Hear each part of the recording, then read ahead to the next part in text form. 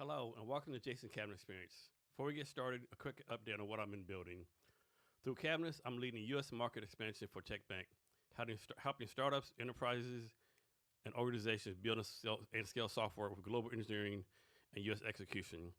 I'm also working with Earth VC, supporting deep tech founders building in areas like AI, energy, robotics, and manufacturing. And right now, we're focused on AI infrastructure, data centers, and small modular reactors. And on June 8th, I'm hosting a Jason Cavness Experience Deep Tech Demo Day as part of Seattle Deep Tech Week here in Seattle. Everything I'm doing connects back to the same mission, building ecosystems and connecting people. Our guest today is Eden Marryshow. Eden, thanks for being here today. Thank you, Jason. It's a pleasure, man. And so, me and Eden have a lot to get through. I met him 2 days ago, great dude. But first, this will probably be the most serious question I asked you during this whole time, right? All right, here you go. How in the fuck do you let bears break into your car? That's awesome. What is up with that, dude?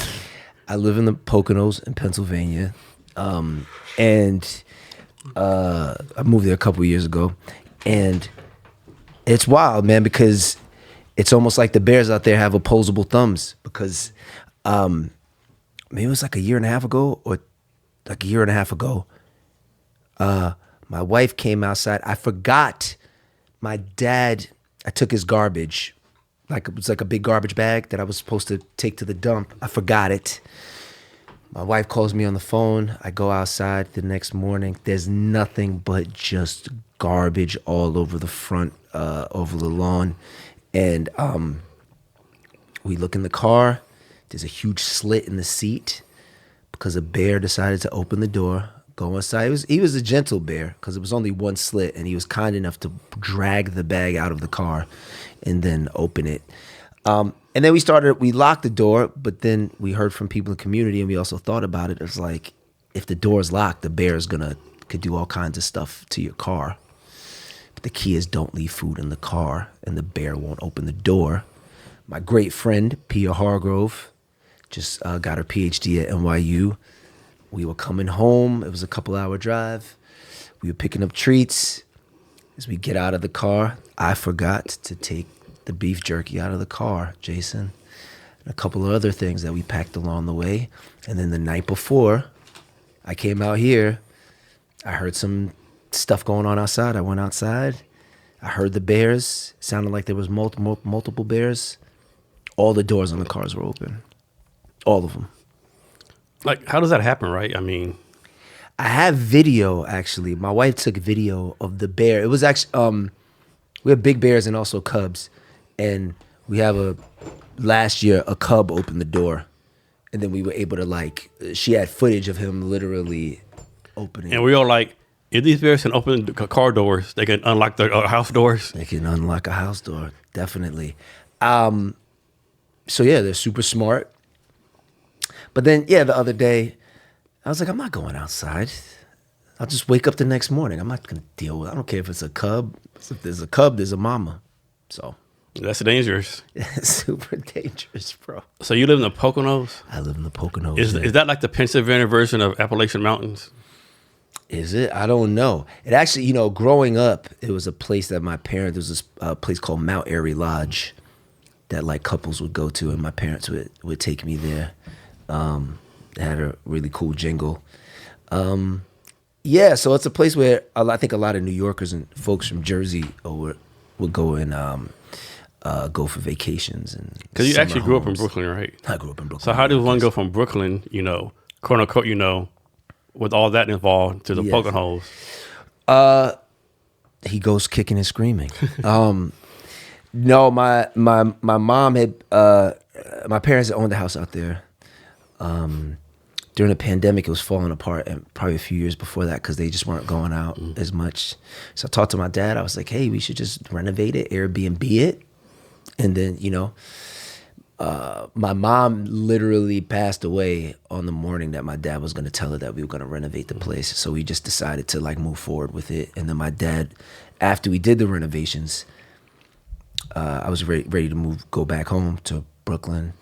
And he said, Eden, are you a fucking asshole? And I was like, what? And he was just like, why don't you guys just stay here? It's beautiful out here. Your friends could come. You could just chill. You could decompress. How far is it from Brooklyn? If it was 20 years ago, it'd be 2 hours. Now it's about 2 hours and 45 minutes, 3 hours and 30 minutes because of the crazy traffic. But yeah, so my dad, I think my wife all along kind of was like, it'd be cool to stay out here. And then my dad was like, yeah, don't be an asshole. He was right. So is creator and creative the same thing, or those different sides of the same coin? Creator and creative? I don't know. Maybe they're two sides of the same coin. It's funny because I think only until recently I've heard like creator.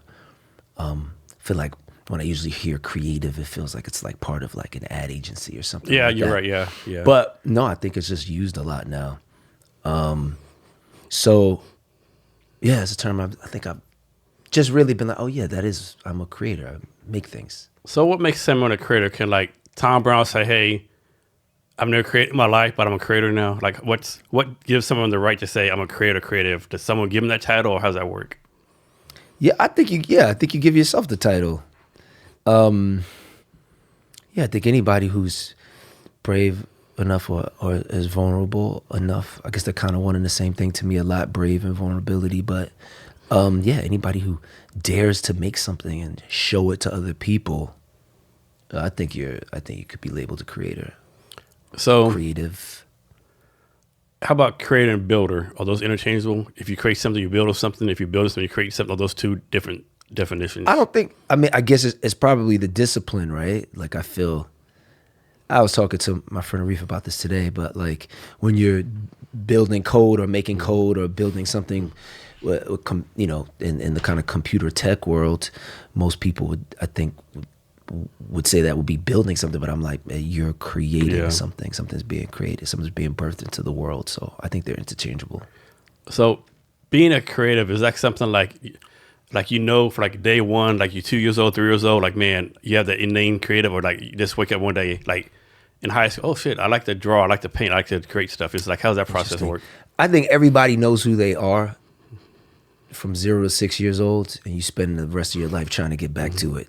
So that's kind of my philosophy. I think so many of like my nieces or nephews or younger people, you know, I would look at them when they're 5 or 6 or 7 or 8, and I'm like, I know what you want to do. Okay, you're going to do this other thing, and you're going to do that. I know what you're going to come back to because I remember what you were. You know, I remember I ran into my cousin last year. He came to a screening of my film, and he was telling me a story about how I would be in the corner by myself, like when I was like 2, 3, 4 years old.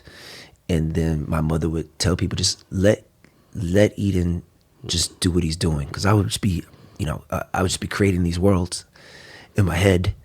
And then my dad would come home because he was an educator with those old marble notebooks. And then he would be the one to say, Eden, you have to write this stuff down. Mm-hmm. So I was, you know, it was fostered in me, but it was there, you know. So I think that's most people. I think, you know, if you go back and you have supportive parents, which some of us don't, you can track it back to that.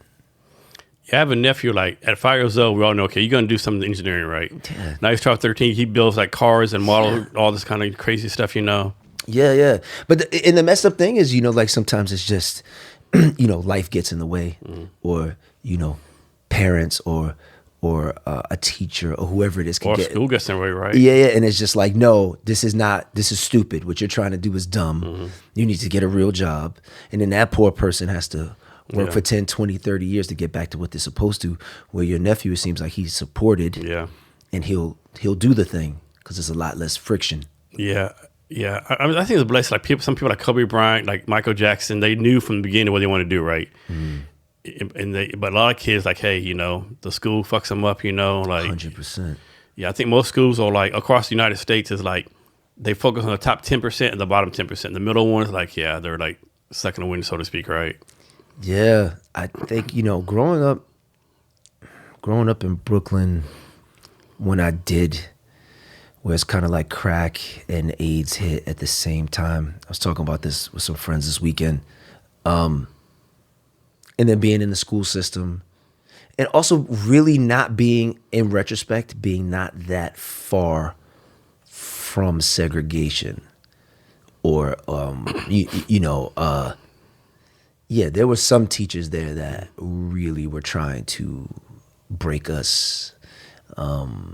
And it wasn't helpful. But I mean, thank God I had the mom and father that I did. I always thought it was kind of crazy, like, like certain people, like, they're like, oh, I suffer so much. Yeah. I made it, but now I have to make them suffer too, right? Like, like hurt people yeah, kind of deal? Yeah. It's fascinating. Like, man. I had to do this stuff to get a job, and now I make everyone else do the same thing. It's just, yeah. But I think, that's what happens when, like, love is out of the equation. And like people, I've been blessed enough to been on the receiving end of a lot of love in my life. So I don't look at the world like that. You don't look at the world like that. But like I think it's hard when somebody is abused repeatedly with the absence of light, and then they don't realize they become the thing that they have been railing against. Yeah. So talk a little bit about the movie you just did. Uh-huh. So we just did a live showing of the premiere of the movie. Yes. What would you like to talk about? First question, right? Mm-hmm. I'm gonna geek out, right? So there's one scene, I think, the opening scene, right? It was the house, right? Yeah. And you can see the shadows of the trees on there, right? Yes. Was that intentional? I think so. Yeah. Okay. Yeah. I said that had to be intentional because the shadows of the tree was so like prominent. So prominent. Yeah. Yeah. And it's very much about connecting to your ancestors, people who've passed away, and it's like all the ways. I think the film is a lot about the characters and the piece learning that new language. Like I feel like when my mom passed away, it's very much about me. Like, no, she's still here. I just have to learn her language, her new language now. So when you cast for a movie, because this is not the first movie you've done, right? Mm-hmm. No. So when you cast for roles in movies, right? I'm sure you have auditions, right? How do you mind you like, okay, this person, he auditioned for like this role, but based on what his audition, I think he'd be a better role for this role because based on characters and all the kind of stuff, Because I do Barry, fucking perfect role. Like that dude Barry paid that shit role. Probably too good. Probably gonna see Barry in the fucking street. They're gonna fucking try to kick his ass. It's funny. So originally, the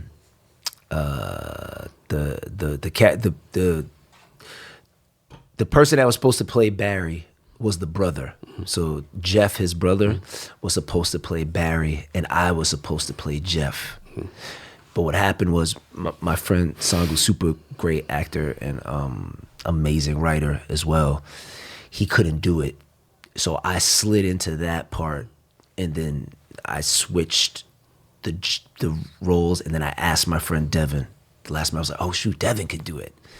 And then with the auditions, for this film, like there were no auditions because it was going to be such a quick shoot, such an intimate shoot. I was like, I need my tribe. I need people that I trust and that are talented, of course, ridiculously talented, but also just solid people to where I understood how they worked and they understood how I worked. Is it easy or hard to direct yourself? It is harder when you bring your ego into it. So for me, I try to put a lot of fail safes in. Like again, it's about surround yourself with people that you trust their taste. Even if it's a person even if it's it's a smaller shoot, but even if it's like a PA who like people don't respect. It's like, no, dog. Everybody can have a voice. And so for me, it's important that I surround myself with people that would be like, that was a little rough, Eden.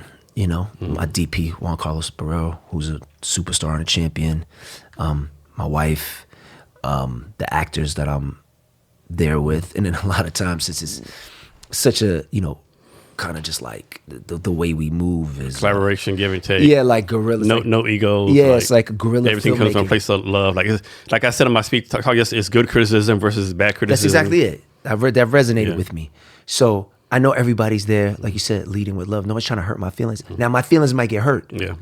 Right, but then it's on me. Because no one say heard like the baby you got is ugly, right? Yeah, exactly. Especially put like a few hours of work or something, right? Exactly. And like, either this is trash. Like, dude. Like, yeah. But it's like how you, and it's who you trust. Yeah, and how you say it with too. the baby, yeah, how you say it. Like I used to have people tell the people on me, like, you can criticize me, like you say what I'm trying to do is dumb, but don't call me dumb, right?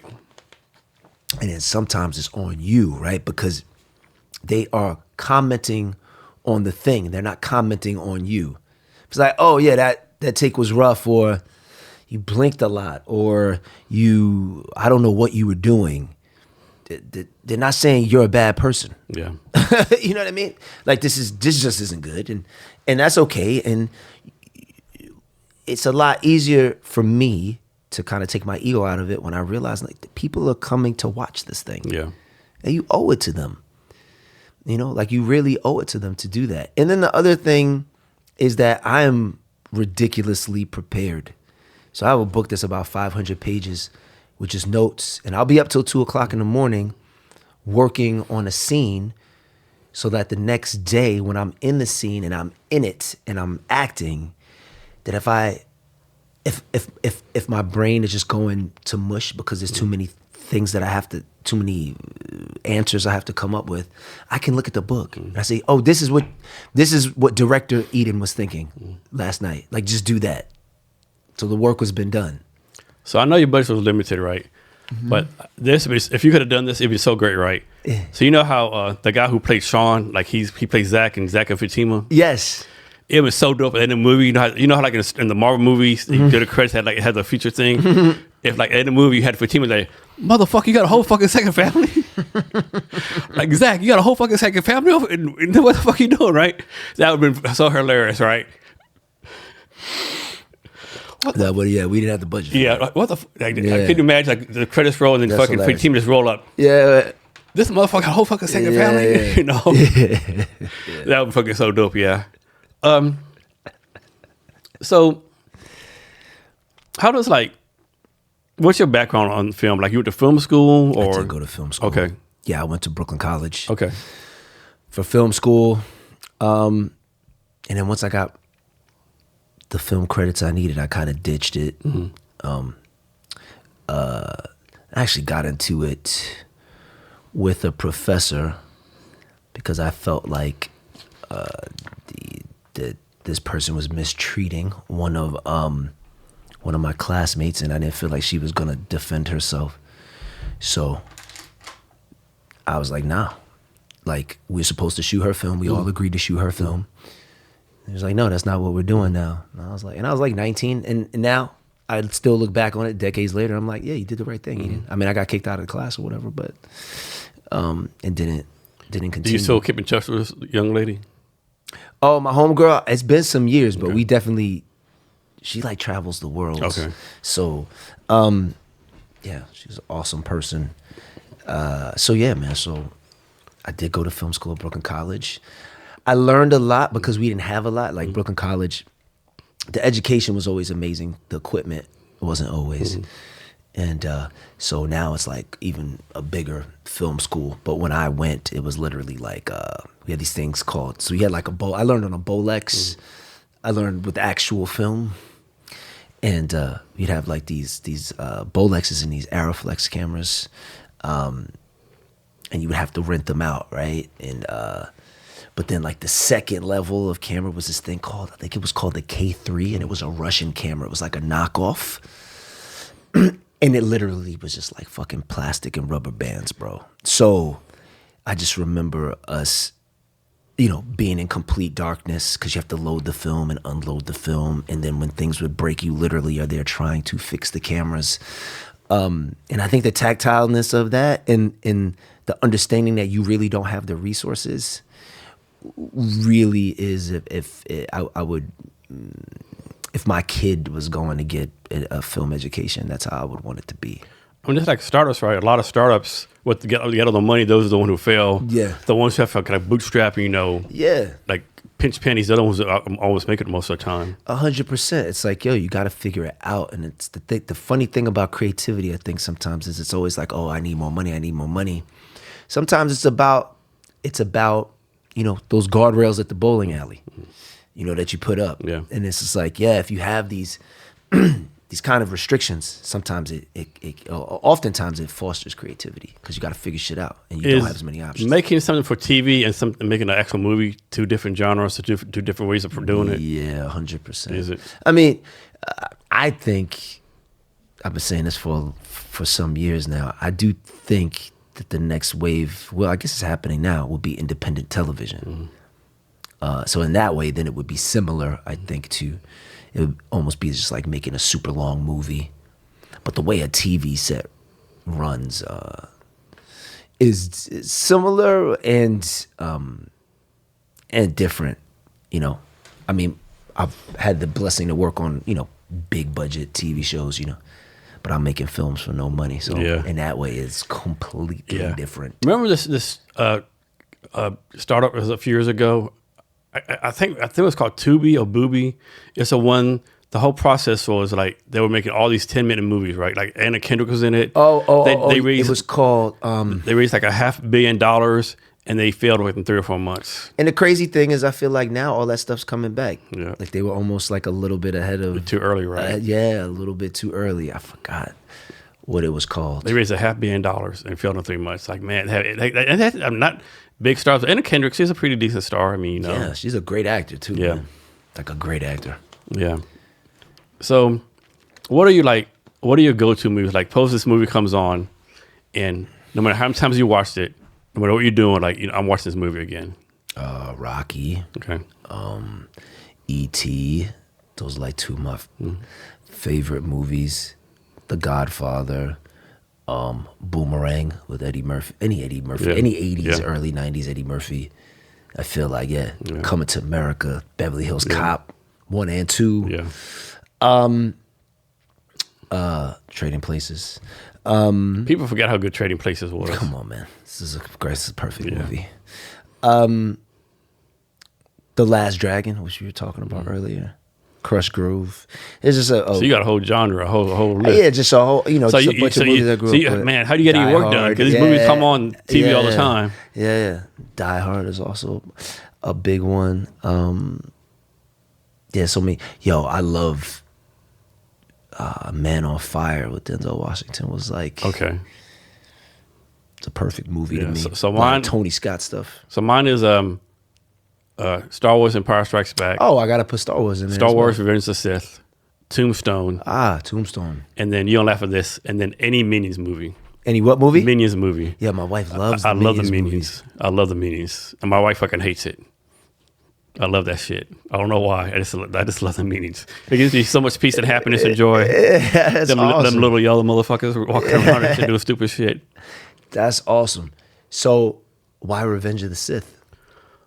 Just like the whole storyline comes together. You see how these, like, Anakin had all the goodness in his heart. He had every intention to do good, but people did this, people did that. You know, like even back in the second movie where his mother died, he killed all those little people. Oh, remember that? Yeah. And he told Padme told no one all these little, Yeah. And he was. And then like Mace Windu talking about I don't trust him with Palpatine, but yet you want him to spy on Palpatine. All these little one by one doesn't matter, but they just all combine together and And you also see how he was kind of like abused, right? Yeah. Yeah, he was basically slave all his life, slave to the Tatooine, slave to the Jedi, slave to Palpatine. Exactly, and it's just like, you see, again, hurt people. Yeah, right. It's funny because I've seen, episode 4, 5, and 6, right? Like A New Hope and all that. And one day I was like, listen to my wife. It was early in our relationship, and I was like, our father had recently passed, and I was like, it'd been like a year. I guess that's definitely recent. And I was like, we gotta watch them. She's like, fine. So we watch them, and then we get to Return of the Jedi, and it comes to the end. And she's like, it was good. It was good. It was cool. It was a good movie. And then, the fire scene happens. It's like, and then they, the ancestors show up. And then when Anakin showed up, she fucking cried for an hour and 15 minutes, bro. She just could not stop crying, Yeah, man. you got her like that. Got her. Man. Got her. Because again, like, yeah, that story is about, you know, The total circle, redemption. yeah, exactly, like the father, the son can redeem the father. Yeah, like no matter what you've done in life, Yeah. you can be forgiven. be Back to the forgiven. Jesus times. Like everyone's. No matter what you've done, no matter how people, what you've done in life, something, Yeah. you're still redeemable. Yeah, and it's like, yo, it's that father-son thing that he didn't give up. Like He didn't give up on his dad. Yeah, I know that's good in you. Yeah, exactly. Yeah. And how we all kind of need that. And they also said that paralleled like Lucas's relationship with his own dad, Yeah. right? So yeah, that was what when I think about like my favorite film moments in my life of just somebody being affected by something. Yeah. You know the movie they need to make? What? There's a book called it covers right after Darth Vader becomes Darth Vader. His first 5 years, Dark Lord Rising, Oh, okay. pure evil, pure hate. Yeah. They need to do that movie right. They need to put that out in the world. Yeah, because cause everyone wants to see Darth Vader like that Rogue One scene, right? But you only get like snippets of it, right? Yeah. But like Darth Vader being full Darth Vader, right? Zoom, zoom, zoom, Yeah, but zoom. it'd probably be too dark though. Super dark. And plus, it could go like how he's like all depressed all the time. He still try to talk to Yeah. Padme, fucking the Emperor like fucking with him all the time. Yeah, man. That would be rough. Yeah, I think if they could do it like they did Rogue with a Rogue One scene, Yeah. yeah, it'd be good. Rogue One was good, man. Oh yeah, And it was wild because like, it sounds crazy, but like half or 3/4 of the way through, I was like, oh, they're not gonna make it. no, none of Spoiler them. alert. Yeah, all of them. And it was like I realized it, and that was the first. You're like ding, ding, ding. Yeah, but Like, there's no happy ending here. But that was the first movie though, because there was a world that was created for. Yeah, that came around. You ever watched the Clone Wars animated series? Yes, yeah. I did. That's like mid 2000s, Yeah. right? Yeah. Because that led to all the darkness in Anakin. Like that one time he force choked. The first time he force choked someone, Yeah. So that was a weird experience where you're like, yo, where this is. Yeah, there's no, Anakin's gonna become Darth Vader. Yeah, because it's like you don't read the book. Like usually, if you read a book, you're prepared for it in a different way. But this was like characters that you don't know, Yep. but you know what's going to happen to them. Which Yeah. was You want to hear something crazy? What's up? So end of Rogue One, when the planet's blown up, right? Mm-hmm. And before Vader's ship goes, Yeah, I almost got up and walked out. really. Yeah, I thought the movie was done. I don't want to. I had to go to the bathroom, So, but then I seen a bunch of people get up too because I thought the same thing. So I sat back down. I'm so glad I did. Yeah, Yeah. man. Yeah, I remember. Where did I see that?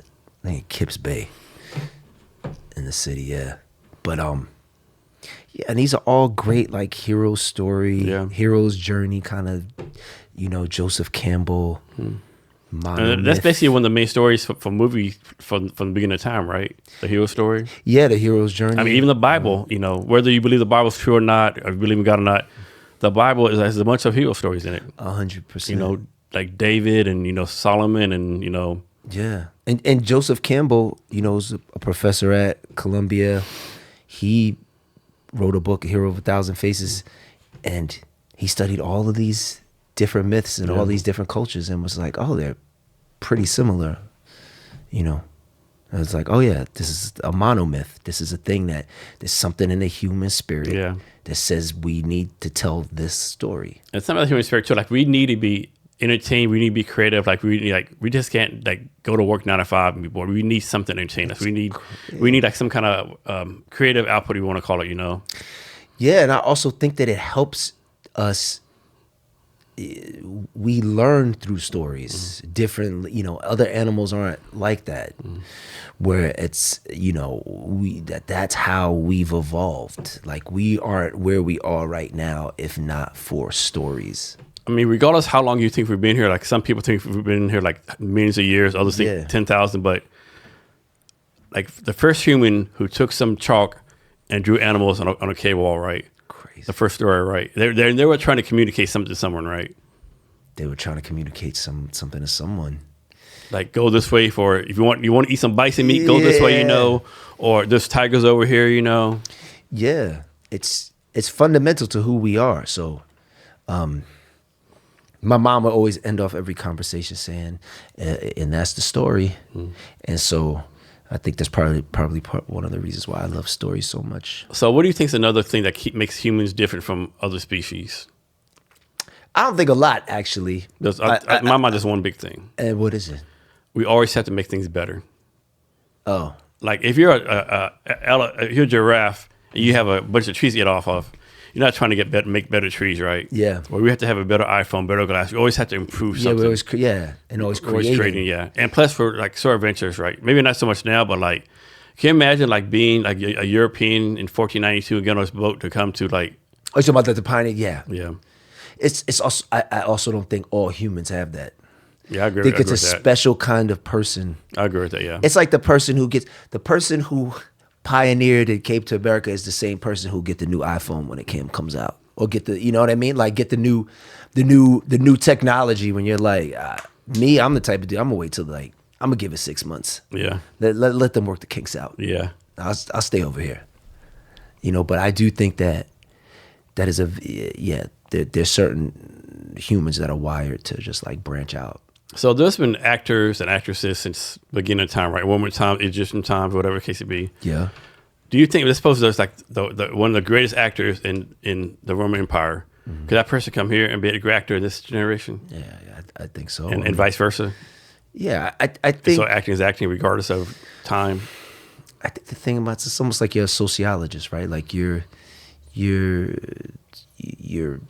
watching human behavior, you're trying to understand it. And I think anybody that does that and is like really super interested in it and just like, how do humans work?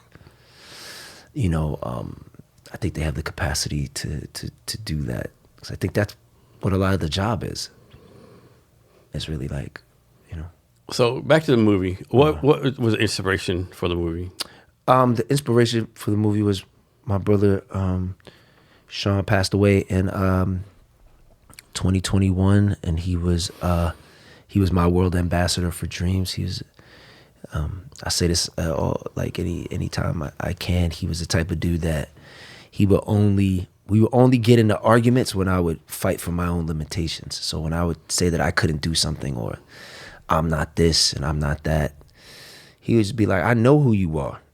Like, I'm telling you who you are, and you can do all of this stuff. And, I see the greatness inside of you that I presently couldn't see. And those would be the only times where he was like ready to put hands on me and would get somebody else involved. Where were you at, or how old were you when you were like, you know what? I might be able to make some money doing this film stuff. Like, this might be the path I take for my life. You know what's crazy? It's the way you phrase that. I'm like, wow, I've never thought, I could make some money doing this. I probably should, but especially in the capitalist society we live in. But for me, when was it? I remember my dad, is an educator and was doing a lot of plays and stuff. When I was younger, writing and directing his own stuff, we would do like dinner theater. My mom would cook, and we were doing all of this stuff. And I just wanted to be like my dad, right? So I was always up under him, wanting to be like him and watching him. And for most of my life, I thought it was my dad. And then when my mother passed, I was like, I used to write these little stories. So my mom, we would watch all the old movies, older films, like Maltese Falcon, a lot of Humphrey Bogart stuff. So I would write these detective novels when I was like 5 or 6. These books called where I was like, a gumshoe in Brooklyn, and I was like a kid detective named Eden Bogart. So I would write these stories for my mom, and my mom would read it. She'd get so excited and like want another book. So I was like always like writing her these books, and it would bring her so much joy. So I think that probably was the genesis of it. And then I was on stage at like 16 doing a play for my dad. In one of my dad's plays that I begged him, I was like, I could do it. And it was like, I was on stage and I was like, oh yeah, this is it. Like, I like this. How old were you again? I was 16. Okay. There was another time when I was 13. My dad was doing a play, and the female lead was sick, and he didn't have understudies. So, and he's gonna lose his money, like. So I was like, Dad, I could do it. I could do the part. I know the part. I'm here every day. Like, I was like, yo, just put me in a dress, put a wig on me, some lipstick, and let's go. He was like, what the fuck are you talking about? And I was like, nah, Dad, I could do it. And so I did Your it. dad was probably like, I ain't putting no fucking dress on my son. He actually, I give my parents a lot of credit because, like, when I was a kid, like, I was playing with dolls, man. My mom and my dad were very progressive in that way. So maybe it's because of the theater background. But we all had, there was different terminology or whatever. Yeah. But when I was a kid, it was every kind of person was coming through the door, hanging out for Christmas, everything. So, yeah. So, and then I did it. So movies, like if you have a book, books are broken down to chapters are paragraphs, paragraph sentences. So if you have a movie, how's it broken? Is it like it's a movie, then scenes and sub scenes? It's just a question. I think from the film to the acts. Most films are like three act structure. Okay, and what are acts made of? Acts are made of scenes. Okay, and then scenes. And each act has a different number of scenes, or it's the same number of scenes? No. It could be each act could have however many scenes. So then you have the scenes, and then from scenes you have beats. Okay. So how something shifts from one moment to one moment, like beat by beat. Okay. So that was the joke, was that like the term beat came because especially I think in the early days of filmmaking, there were a lot of German folks involved, so they couldn't say bit, so they would say beat. And so, like, I'm guessing the time for a scene is different. Each scene has a different amount of time. Yeah. And each scene might have a different amount of beats. Yes, 100%. And a beats are usually like a few minutes long, 10 minutes long. Just it could be. The beat could be 2 minutes. A beat could be 3 seconds. Three moments. And then from a beat, it will go to a moment. So when you're doing your thing, like I think so, like you're doing a beat, like do you like what's your plan? What's your process of playing? Like the music, the camera angles. Do that per beat, per scene? Does that make any sense? I think music wise, like some scenes, I think very intently about the music. So I'm just like, oh, I want this. This is what I'm thinking about for this scene. Others I don't. And then what was the second half of that question? So you have a plan for a scene. Like, I want this music. Then I want the camera angles like this. I want the dialogue to be this.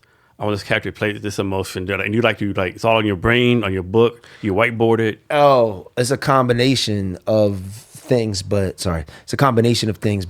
it is very much like, what will my process be? Of course, I write it. And then I try to break it down, like beat by beat, scene. So I write it, then I'll do like a scene breakdown of each thing, what's going on in the scene. Very much like mentioned earlier that Coppola does with The Godfather handbook. And then, once I kind of get that layout, it helps me think about things. And I'm also with the Scorsese lesson of writing down on each page, like, what is this thing about? And that shit is hard. Trying to get your thing down, like, to a theme, like trying to get the theme down to like, okay, like, what is this thing about? Like, down to a sentence or hopefully a word, but that's where the craft comes in. That's the hard work. And this is all you. You have like assistants helping you with this. This is all you. No, with the breaking down the book and all that stuff, that's me. Everybody comes, definitely. I have a ton of help after that, just like, because you can't make something without other people. Yeah. So I remember I see this on social media a lot, right? I have no idea when it happened, right? So I guess a few years ago, Martin Scorsese got nominated for another Oscar, right? Yeah. But this Korean director actually won it, right? And like he really couldn't speak English that good, and so the Korean lady was like a interpreter for, right? And then like he said, "Hey, hold on," and he said this. He said, So you just like when you win, you put all the spotlight on you, right? I won, blah, blah, blah. But he's like, I just want to tell him one of my favorite quote was the most personal, most creative by the great Martin Scorsese, right? So in that moment, he decided like give his mentor and idol like all this glory, right? That's beautiful. Everyone like give him stand ovation, right? I have to find the sentence, right? It was so cool, right? Like what's most personal is most creative, right? And most people, oh man, I got the director award, but no, he's like, hey, here's this guy's the reason I did this, Yeah, 100%. I thought it was so fucking cool. One of the great ones. Yeah, I'm super influenced by him. I don't know how many times I saw Goodfellas. Yeah. And listen to, again, like it's something that doesn't exist as much anymore. But the commentaries, man, that was always great. The director's cuts back in the day, yeah. Oh, you buy the extra DVD just for the director cut, just for all the other stuff, It's like going to film school. It's the best. The Boomerang one I would listen to a million times. Reginald Hudlin. So it's like I went to film school doing that stuff. And so you have a lot of stuff going on, right? So the right term might not be side project, but one side project you want to do is a children's book, correct? Yeah. I wrote a children's book that goes hand in hand with the film, because the patriarch in the film is a children's book author. So there's certain like words from the book that I put in the film, and then a really good friend of mine, Blake Henry, said, I think you should write that book. And I was like, okay. So then I wrote it. I was like, oh, this is pretty good. And people dug it. So I was like, oh, this would be cool so it's written, but now, it's just the process of getting it printed. You would do like all the illustrations, all that kind of stuff? Yeah. So now it's just a matter of... And what's the name of it? It's called The World Ambassador of Dreams. Okay. Yeah, so it's just a matter of, like the large scale kind of printing it up and all that stuff that I'm figuring out now, because it's like as a creator nowadays, you have to, which we talked about at the summit, right? The Create Summit. It's just like, you got to figure out everything, man. Yeah. And it's like, all taxes, data entry clerk. It's like all the email things. Management. It's like all the things that you're not good at, but specifically yet, I will say, that you have to get good at. And it's like, yeah, well, that might suck, but what else sucks more is like doing a job you fucking hate. Yeah. That sucks more. Here's one for you. So in the movie, there's a scene where you knock out the other dude, right? And your arms hurts, right? Yeah. How many people do you think are going to notice that you have a black splint on your hand? I love that. Yeah, I'm glad you noticed that. I noticed it. I bet most people won't notice that. Yeah. And, we made the film, the intention was, I want the film to be a ritual for grief, right? And also for joy. So if that's the case, then when things are not going your way, I want it to be a tone. I want it to be something that you go back to. So if that's the case, then like every single moment of that film was thought through. And, I spent a few years with my boy Frank editing it. So it's like, and it's happened, and that's the greatest thing about like when people come to see the movie again and they're like, this felt like a completely different movie. That's a good one usually are. Yeah, and it was, and they're like, yo, I love it even more. That was the intention. I was hoping that people would come back and have an even deeper connection to it and love it more, and it feel like a different experience, because again, you're showing up to it, even if it's 5 hours later, you're showing up as a different person. And so that was the thing. It was just like, if I'm thinking about every moment of the film, you can't catch everything the first time you watch it. So hopefully, you're continuing to watch it. I caught that shit, yeah. Yeah, that's awesome. I was going to ask you. Shit.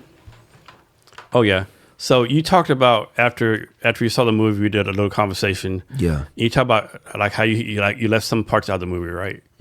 Is there anything you like wish you would have left in? Wish I would have left in. No, there's a lot of things that I think are fucking funny as hell, or like really like well acted, where I'm just like, oh, this is probably better than the stuff that's in the movie now. I think about that a lot, and there's the itch to be like, oh, you can put that back, but it's like, no, man, story is queen, Story is king. If something is not moving the story, it has to go. I don't care how great it is. If it's a double beat, it doesn't stay, because the thing is, I learned this. I was doing a workshop at City College back in the days, and it was like this thing called the Directing Actors Workshop, where there are people in the director's program. You come in as an actor, and then they're directing you. And there was a moment that was fucked up in the scene, and then they were trying to fix it, and then the director says, when you're directing, is Western versus Eastern medication. He's like, because you guys are from the West, you want to you want to deal with the symptom. So it's like this moment that you think is messed up between Eden and Jason while they're talking at this podcast and it just went left. That's not the moment. The cause of it was 15 moments before. It was 5 pages before. And because it started to go off the rails there, now they're completely separate. So there's I don't even know how I got here, but there's a lot to that. It's like, so if I have a double beat 15 pages earlier, that's hilarious. People laughing their asses off. Right? But it's the same as the beat before it, or same as the beat 5 pages ago. It's gonna go off the rails. Because now the grace they would have given you to just listen a little bit more, now they're gonna get bored. Has this ever happened? Like you tell the actor, hey, we're gonna cut this scene out, and they're like, dude, that was basically the best work I've ever done. How the fuck you gonna cut my shit out, right? Like, this is my best work I've ever done, Eden. Like, what are you doing right here? Oh shit! I mean, I've done it to myself with my own stuff. I think you kind of just get to it early. You're just like, yo, bro, you're fantastic in this thing, but it's just not moving the story. Yeah. And I think everybody understands that knows me, and I work with people that I know and love and care about. That it's not out of malice. Like, even if it's the wrong decision, I'm making it because I think it's the right decision for the story. So don't you do some stuff like that, some kind of Brooklyn school, education, film school, or something like that? Like some kind of nonprofit or something? I teach at Pratt, storytelling at Pratt Institute. I was an educator for 10 years. Okay. In the public school system. Teaching film? No. I was a special education paraprofessional. So okay. I don't know if you know what a para. Yeah. You know what a para is? Yeah. My wife does that. Oh, word. Yeah. I was always wondering. I was like, oh, is this like just specific? Like, because I think here they call it paraeducator here. Paraeducator. Yeah. But it's like you're there to assist the teacher. Yeah. And then. Yeah. So I did that in special education. So basically, like, kids that have emotional difficulties, violent. So I did that for 10 years. Nice. How many movies have you done? Like, what's it's called a discography or something like that? Discography. That's what it's called? 1, 2, 3, 4, 5. Probably like 5 features. I mean, when I was working at the Board of Ed, I was making movies. Yeah, with my friends and shit. And then when I kind of moved away from that, I left the Board of Education. Made a movie called Bruce that did really well on the film festival circuit. And then I made a movie during the pandemic. Because my other brother Jared, we grew up on the block together, like we were like all family. He passed away early on during the pandemic, April 9th, 2020. So I kind of, like the way I kind of process grief also is by creating things. So that's kind of what I do. So my dad, when I was working on this movie, he saw a cut of it and he was like crying through it. He was like, how do you put yourself through this? Like, how you put yourself through this? And I didn't look at it like that. For me, it's the opportunity to praise my ancestors, to show love, and then through that process of like working on something over and over again, it's like I process grief that way. one of the ways. So I made that film, which was like a found footage film, because we were in the middle of it. So I had like 7 friends that are writers, like write scenes, and then they all acted everything out and did it in their homes. And then I pulled it together and edited it into a complete thing. And then I just made this film. Is there an emotion that's harder to like portray than other emotions? Is there an emotion that's harder to portray? Yeah. You know, the funny thing, when I was in acting school, bro, the hardest thing for people to access was joy. So that was the thing that would be hard for folks. But to me, it was bad easy. Like, it was so easy for me to access joy that we would do these exercises, and you would have to come up with like, just something that you would just be completely over the world about. And for me, it was like they were making a new, and it's all imagined, they were making a new version of The Greatest American Hero. Mm-hmm. And I booked the part. And then I came home and I was so excited. Like I pulled out the the costume. Mm-hmm.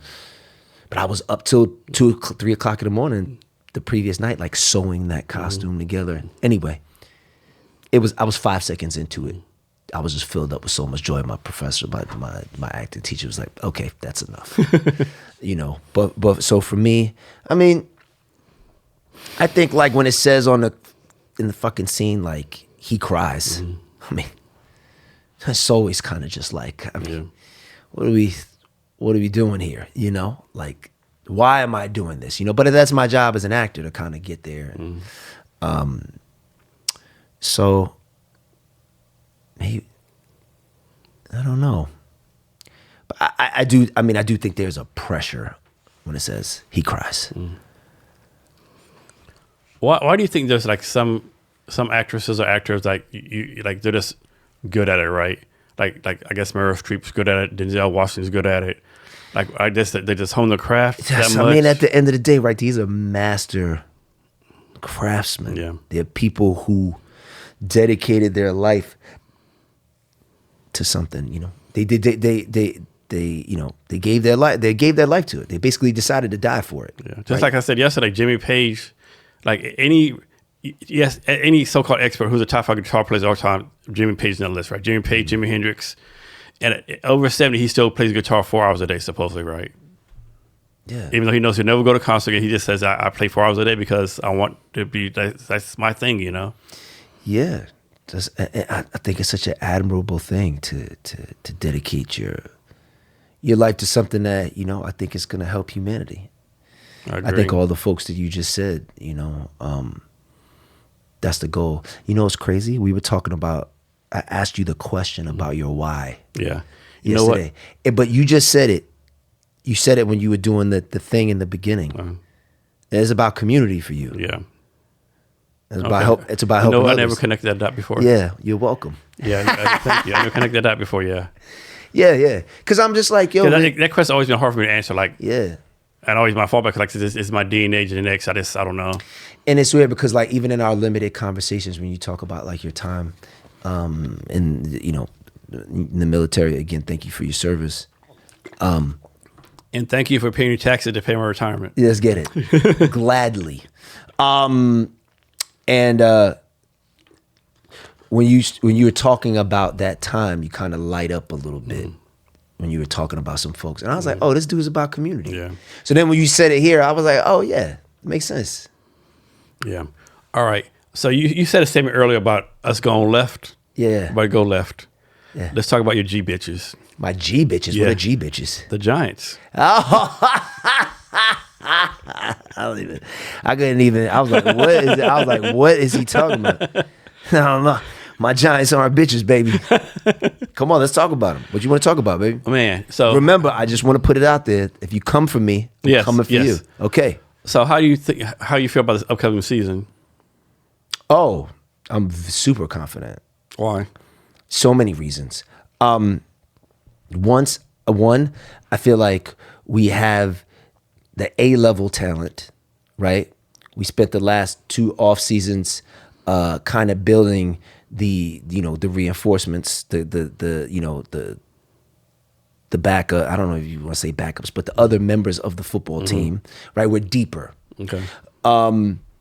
We have a quarterback that Yeah, potentially superstar quarterback. potential superstar quarterback. If he can learn how to slide. Thank you. Can we talk about this? Thank you for bringing this up. This is what annoys me. He playing like a high school quarterback. No. But the thing is, the NFL or the powers that be kept calling him into the tent all year long, and it was like the NFL made a kind of narrative about it, and it's just like, okay, the dude got blown up. He was getting blown up. He did, but when he came back, he got blown up in that New England game for not walking out of bounds. A ton of quarterbacks get blown up like that, right?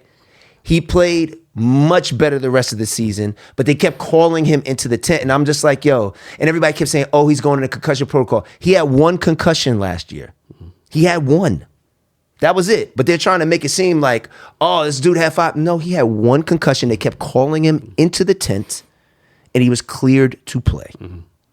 So I believe that Jackson, I watch how Jackson moves, and I watch him play against the hardest schedule in the NFL last year. And you could tell his teammates really like him. Yeah, they love him. His teammates love him, yeah. That was the one thing. That was one of the things about the draft.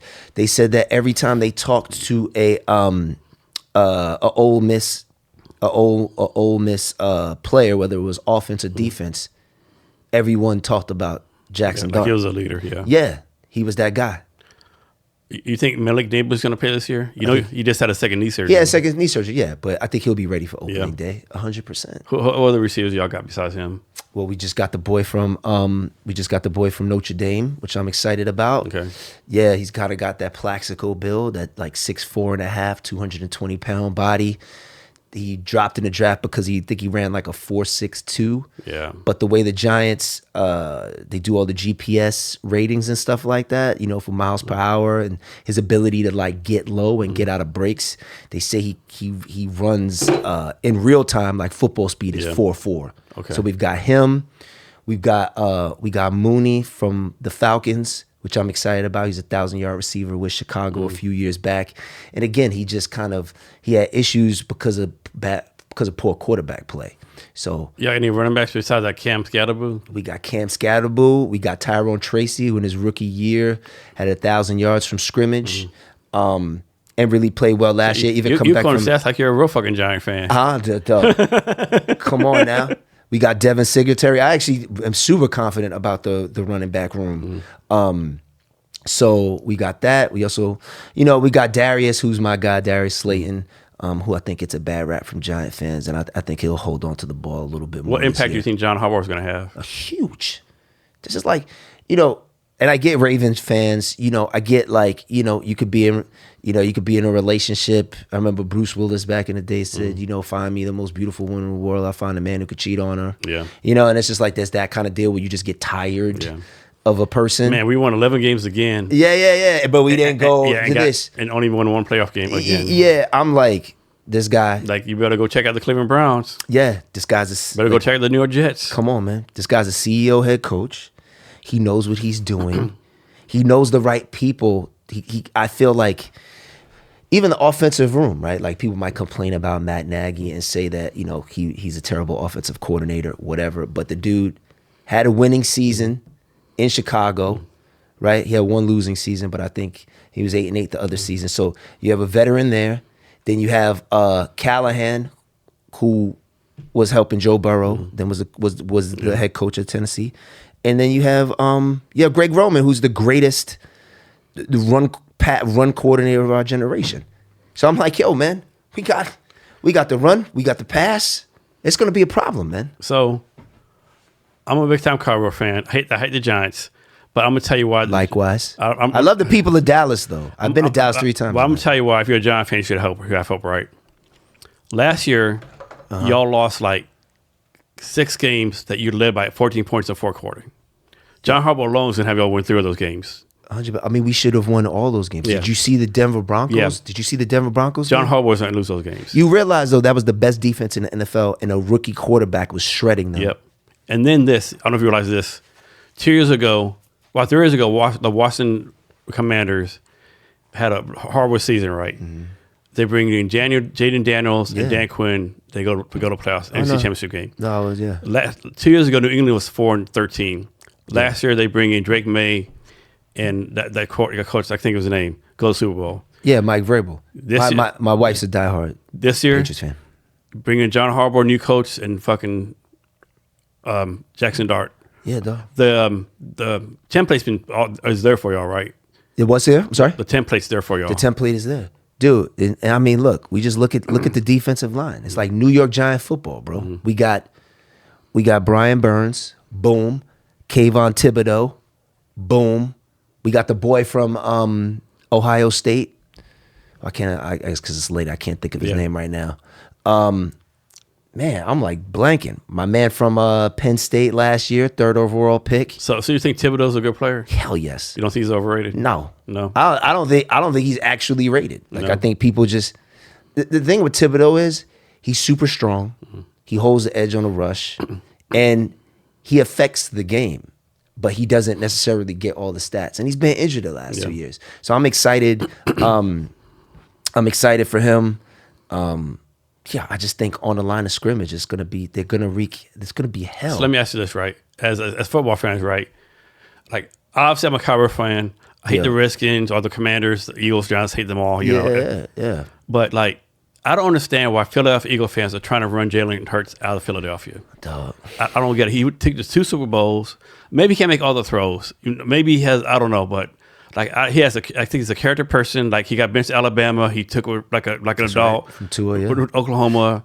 I don't get it why they want to try to run him out. He'll just like scandal pieces in the news about him. Like he's not a good team player, or whatever. He refused coach. I don't get it. Right?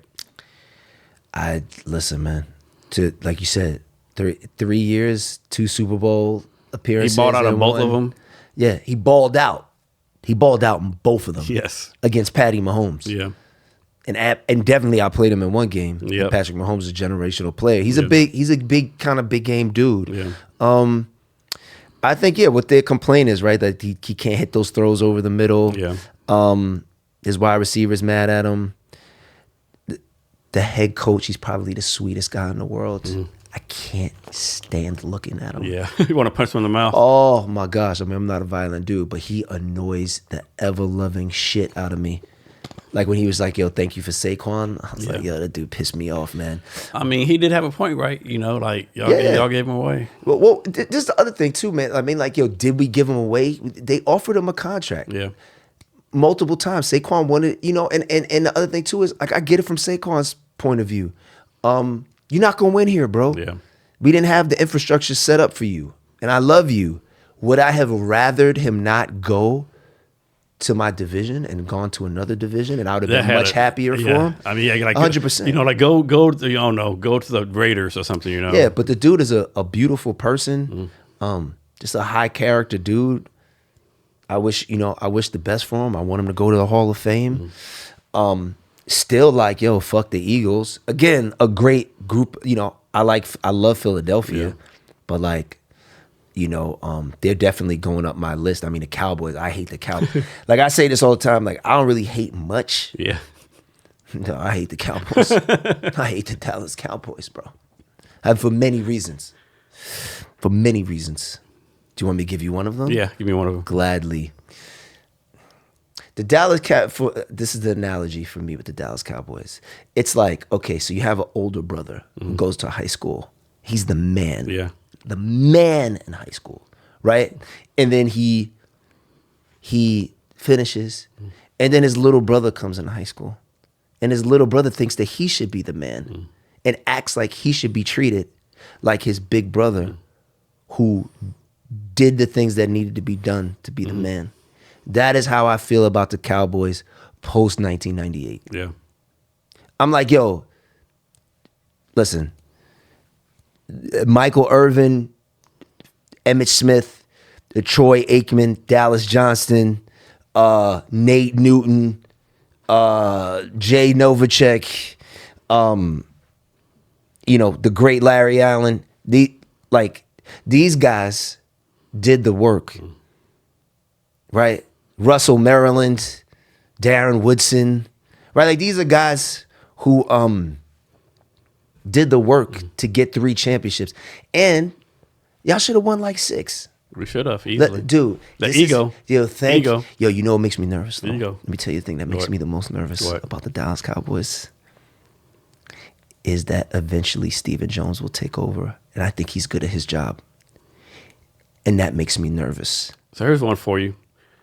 So the Cowboys, they won the first 2 Super Bowls. Yes. And then they lost to 49ers, right? Yes. Supposedly Jerry Jones said that he prayed to God and say, God, gets me one more Super Bowl, and I never want another one, right?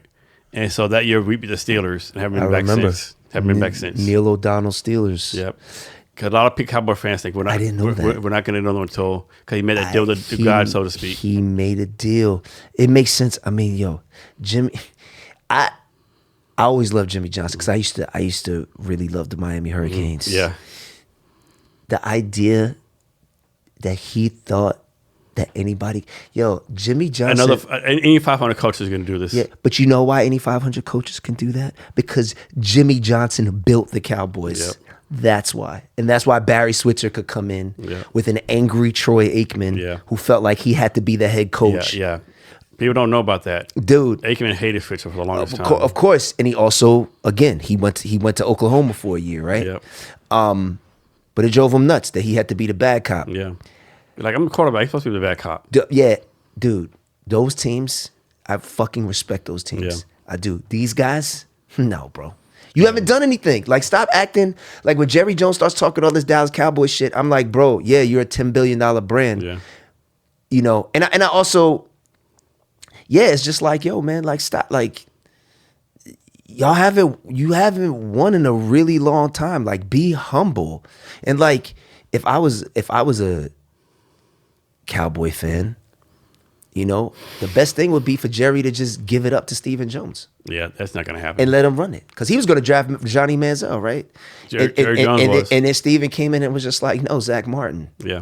Right? You guys build an offensive line. Because Stephen Jones didn't want to sign Deion Sanders. Oh, well, he was that was Stephen didn't. Well, that was crazy. That was crazy though, because prime time was. I mean, he was doing the numbers right. Yeah. Because think of all the players we could have signed if we didn't sign Deion, right? We lost a lot of players because Deion signed. I never thought about that. Prime the year we signed Prime is all the cap for. Yeah, Prime to me, you can't have a conversation about the greatest athletes of time without Prime. No, of course he's got to be in there. He's the greatest cornerback I've ever seen play. I mean, Rod Woodson's up there. I'm a firm believer. If you were to focus on baseball, he'd be in Hall of Fame in baseball right now. Of course, he was prime generational. Prime was different, man. But those Dallas Cowboys teams, man. I remember fucking was that 1993, 94. I remember Dan Reeves was the coach. It was Phil Simms' last year. We were 11-5. The shoulder game. The shoulder game. What do you have, like 144 yards in the game? And 75 yards receiving. I think was that Lawrence Taylor's last game too. Yeah, dude, that enraged me, bro. I'll never forget that. So I don't know if you probably didn't see this, right? But they show on the TV all the time. At the end of the game, right? The Cowboys won, right? Yeah, I know this. I know that, Jason. Yeah, and this Giant said something, right? And Mike Irvin said, "Take it like a man, a losing man." I never saw that. I'm glad I never saw that. Also, I mean, Michael Irvin, man, just like, did you hear that rant that he had like a few months back when he was talking about like what the receivers back in the day had to do, and like going over the middle? Yep. Michael Irvin, I mean, again, the dude who I think. So I think for me, when I think about that era, I think about Jerry Rice, I think about Mike Irvin, I think about Chris Carter. Yeah. The dude to me, and I'm glad he's in the Hall of Fame now, Sterling Sharp was the fucking man. Yeah, he should have been in the Hall of Fame a long time ago. This guy next to Jerry Rice to me, yeah. Sterling Sharp. Without that neck injury? Yeah, come on, man. Yeah. He was a He's dog. Fast, big, strong, yeah. And super smart, man. He was my guy. For Brett Favre throwing to him, yeah. I remember this game against Detroit, man, where he got wide open in the end zone at the end of the game and like Favre threw it across the field like 60 yards. Yeah, he was the man. But like, yeah, Cowboys, yeah, man, they just, I mean, the total, you know, and But it's crazy, right? If it was any other team, like I think so this year, the Rams have the most money, the most primetime game 7. yeah. And then the Cowboys are 6. Of course, because because there's so many Cowboys fans. You know why that is, right? Why we became America's team? I thought it was the Vietnam War, was it not? No, sort of, kinda. So the 70s, they used to have only 3 channels. And like, suppose you live in Minneapolis, Minnesota. You see the Vikings at 1 and the Cowboys at 4. The second game, every channel was always the Cowboys. Okay. I thought that they like sent the reels to the soldiers in the war. I thought that they were getting to see some of the games. Yeah, probably that too. But mainly because like I'm sure you're right. Yeah. And plus, you know, having like, you know, a Navy veteran, Heisman Trophy winner, Roger Staubach, Captain America's quarterback, you know. Roger the Dodger. Clean image, yeah. So here's a crazy story. So Tex Schramm was the general manager of the Cowboys, right? Had a great idea. So he had the idea like, we need cheerleaders, right? Dallas Cowboys cheerleaders, right? And Tom Landry's like, you know what? No, I'm not coaching this. Like, you know, well, first of all, you're not coaching this, right? But like, I don't want to be involved because Tom Landry's like real religious man, Christian. Like, this is porn. Like, I don't want porn. Like, Tex Schramm putting up porn. No, this is porn, Tom. Oh, really? Yeah. No, Tom, this is porn. That's good, wholesome American fun. That's awesome, man.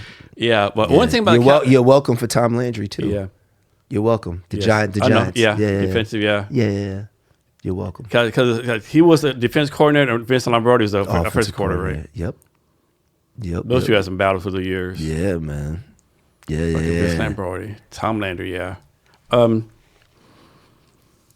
What's So back in the day, the big rivalry used to be like Cowboys, Redskins. I mean, Cowboys, Commanders. Probably not so much anymore. What's a big rivalry for the Giants?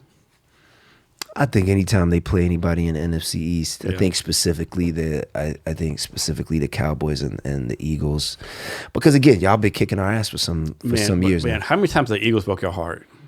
Yeah. I mean, like with 62-yard field goals and the fucking Herm Edwards fumble return. Oh, 79. The fucking what's his name?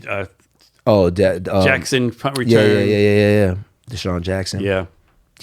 But how many times did we break their heart? Yeah. So there's that. That's true. Yeah. You know what I mean? Yeah. There's trophies in the case. So one thing I don't think the NFC East, maybe not so much now, but back in the day, NFC used to run the NFL. Yeah. It was like back to back to back. At the one time, the Giants won 2, Redskins won 2, Cowboys won 2. It was like bam, bam, bam. Mm-hmm. And of course, the Buffalo Bills had to play all of us back to back to back years, right? Dude, yo, that Redskins team though, what is that? 1991? Yeah. The Giants won in 92. The 92, 93. That Redskins team with Mark Rippon and Art Monk and Gary Clark. Gary Clark. And Seminole, like, dude, that's up there. That's a top 3 team I ever saw with my own 2 eyes, man. Like for one season, I was like, they could have gone undefeated. Like, they were incredible. Yeah, they were.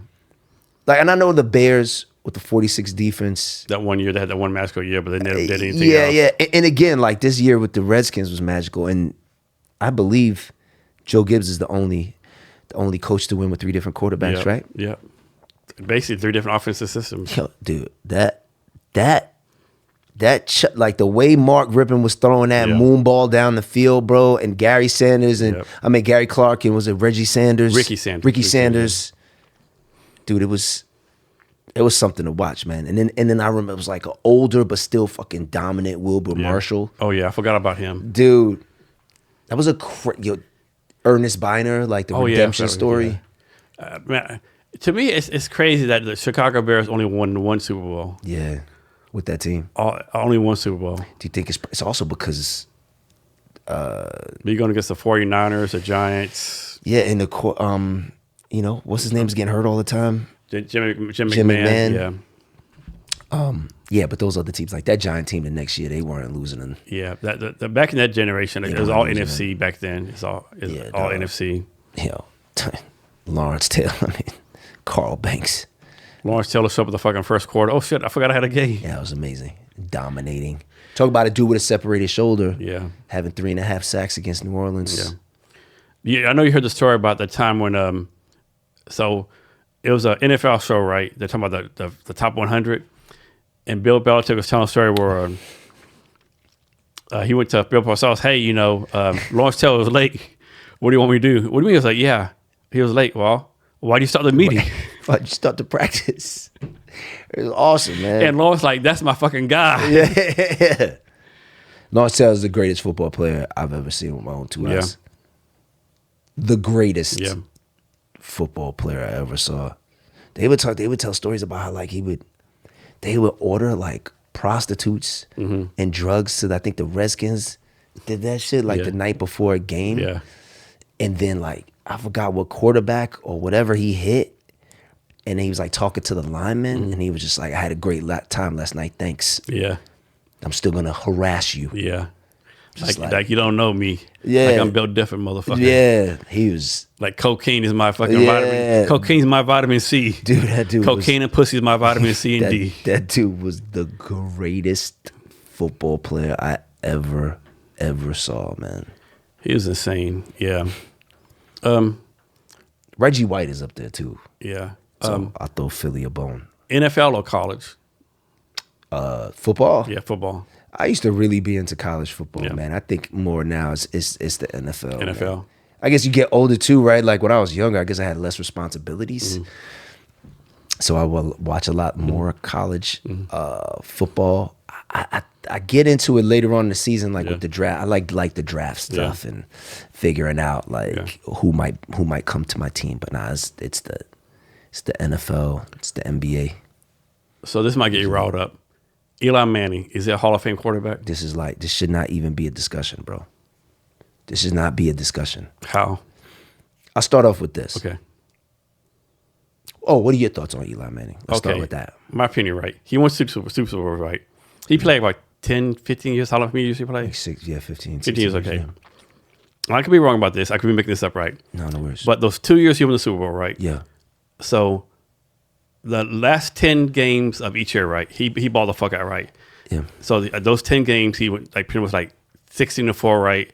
He threw like boatload of yards, boatload of touchdowns, boatload, like no interceptions, right? Yeah. I said I could be wrong, right? Could be my own bias. No worries. But I remember reading somewhere, I just believe that if you take those 20 games out, he has a losing record, has more interceptions than touchdowns. There's the thing. If Eli Manning was on your Cowboys teams, y'all would have won rings. Now, the Giants failed Eli Manning the last half of his career. Yeah. They failed him. Horrible first-round draft picks, right? Guys that maybe went and played other places, but like Eric Flowers, so many second-round draft picks. Just like as much as I love Jerry Reese, the second half of Eli's career was crazy, and it was a revolving door. And so you think the first half is good enough to get him in the Hall of Fame? Yeah, and also even amidst all that stuff, he still was putting up numbers. Like everybody talks about Eli Manning's interceptions, right? I was watching the games. There are so many of those interceptions that were not his fault. Okay. So the way that what's my man that our offensive coordinator that used to that Buddy Ryan? Kevin Gilbride. Kevin Gilbride. Yeah. So Kevin Gilbride had that option offense where the receivers could run. They had different options on the routes. And so they were communicating correctly. Exactly. So they were fucking up. The receivers were fucking up. And Eli's throwing, and then Eli's getting it, and then Eli's the trooper that's never going to throw somebody under the bus because that's the kind of leader he was, right? So there was a lot of that. There were a lot of those games where Eli would come back in the fourth quarter and then the defense would fall apart. Yeah. Right? And he still has a tremendous amount of fourth quarter comebacks. In that 2011 year, because everybody's like, oh, he was never a top 5 quarterback, a top 10 quarterback. Let me tell you something. Roethlisberger, great quarterback. None of these guys would have lasted in New York. It is a different beast. For a multitude of reasons. Right? So Eli, in that 2011 year, everybody talks about like how it was always the defense. The Giants had 29th worst defense in the NFL that year. This is a point of fact. We had top 5 offense. Eli threw for more at that time. I think Brady might have broken it with the Tampa Bay Buccaneers. Eli threw the most yards in the history of the NFL regular season and playoffs in 2011. So how the fuck is he not how is Eli not a top 5 quarterback that year? He dominated.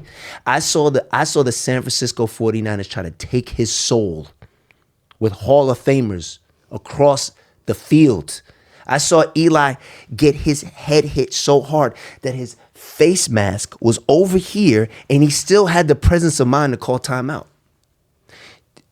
He is, in terms of, did you ever see the Max Kellerman shit, man? When they talked about the most clutch quarterbacks in postseason, and that they ran the numbers, they ran the numbers through the algorithm, and Eli was far and away the most clutch quarterback in the history of the playoffs. And then he was so far ahead that they had to run the numbers again. And it was a smaller margin, but he was still the most clutch. He just didn't have the opportunities because the team wasn't that good. Okay, let me ask you this. Now, being like even-headed, now make the case for him not being a Hall of Famer. The even record, right? Because I kind of think that's unfair to quarterbacks sometimes, the winning things, I mean, it is what it is, Doug, I can't tell you how many times the dude had the lead in the fourth quarter and the team gave the game away because of some dumb shit. Like a dumb penalty or offside or and then especially after misassignment. Dude, especially after Tom Coughlin left. Yeah. It was a fucking rap. Who took his place? I forgot. After Coughlin left, it was I know that everything went downhill. I could see him in my, he was he was at Green Bay first and then came over here. It's because it's late, I think. I can't remember his name right now, but he was there for 2 years. Okay. And then after that, Shermer was there for 2 years, and then Joe Judge. So he got those last 3 years were fucking 4 years were crazy, bro. How do you think the Giants handled it? I can't think of the name. Who's the player they benched Eli Manning for? Oh, Geno Smith. It was Geno Smith? It was Geno Smith. No, Geno Smith for the Jets. No, but then he was the backup on the Giants. I thought it was a rookie. Are you talking about when Daniel Jones came the next year? Yeah, Daniel Jones. Yeah. Oh yeah. No, because he's. I thought they did it. I thought Giants did him so wrong on that. Also, I want to say another thing about Eli. He always played. Yeah. Right. It's next. I give him that. Yeah, he definitely always played. And the reason why he didn't play is because the coach benched him. So that's why his streak got broken. This dude played with a fractured foot, bro. He played with a separated shoulder the year they won the Super Bowl. He's a quarterback. Yeah. They thought he was going to be out for the year. He was there the next week. So you know who's like a real big fan of Eli Manning? Who? Deion Sanders. Oh, you can't spell it. You can't spell Eli without elite. You can't spell elite without Eli. Like Deion, like I believe in Eli. I believe in Eli. I believe in Eli. He would say it all this fucking time when he was on the NFL Network. Yeah. And a lot of these former players like, oh, we never game plan for Eli. Okay, so fucking what? Oh,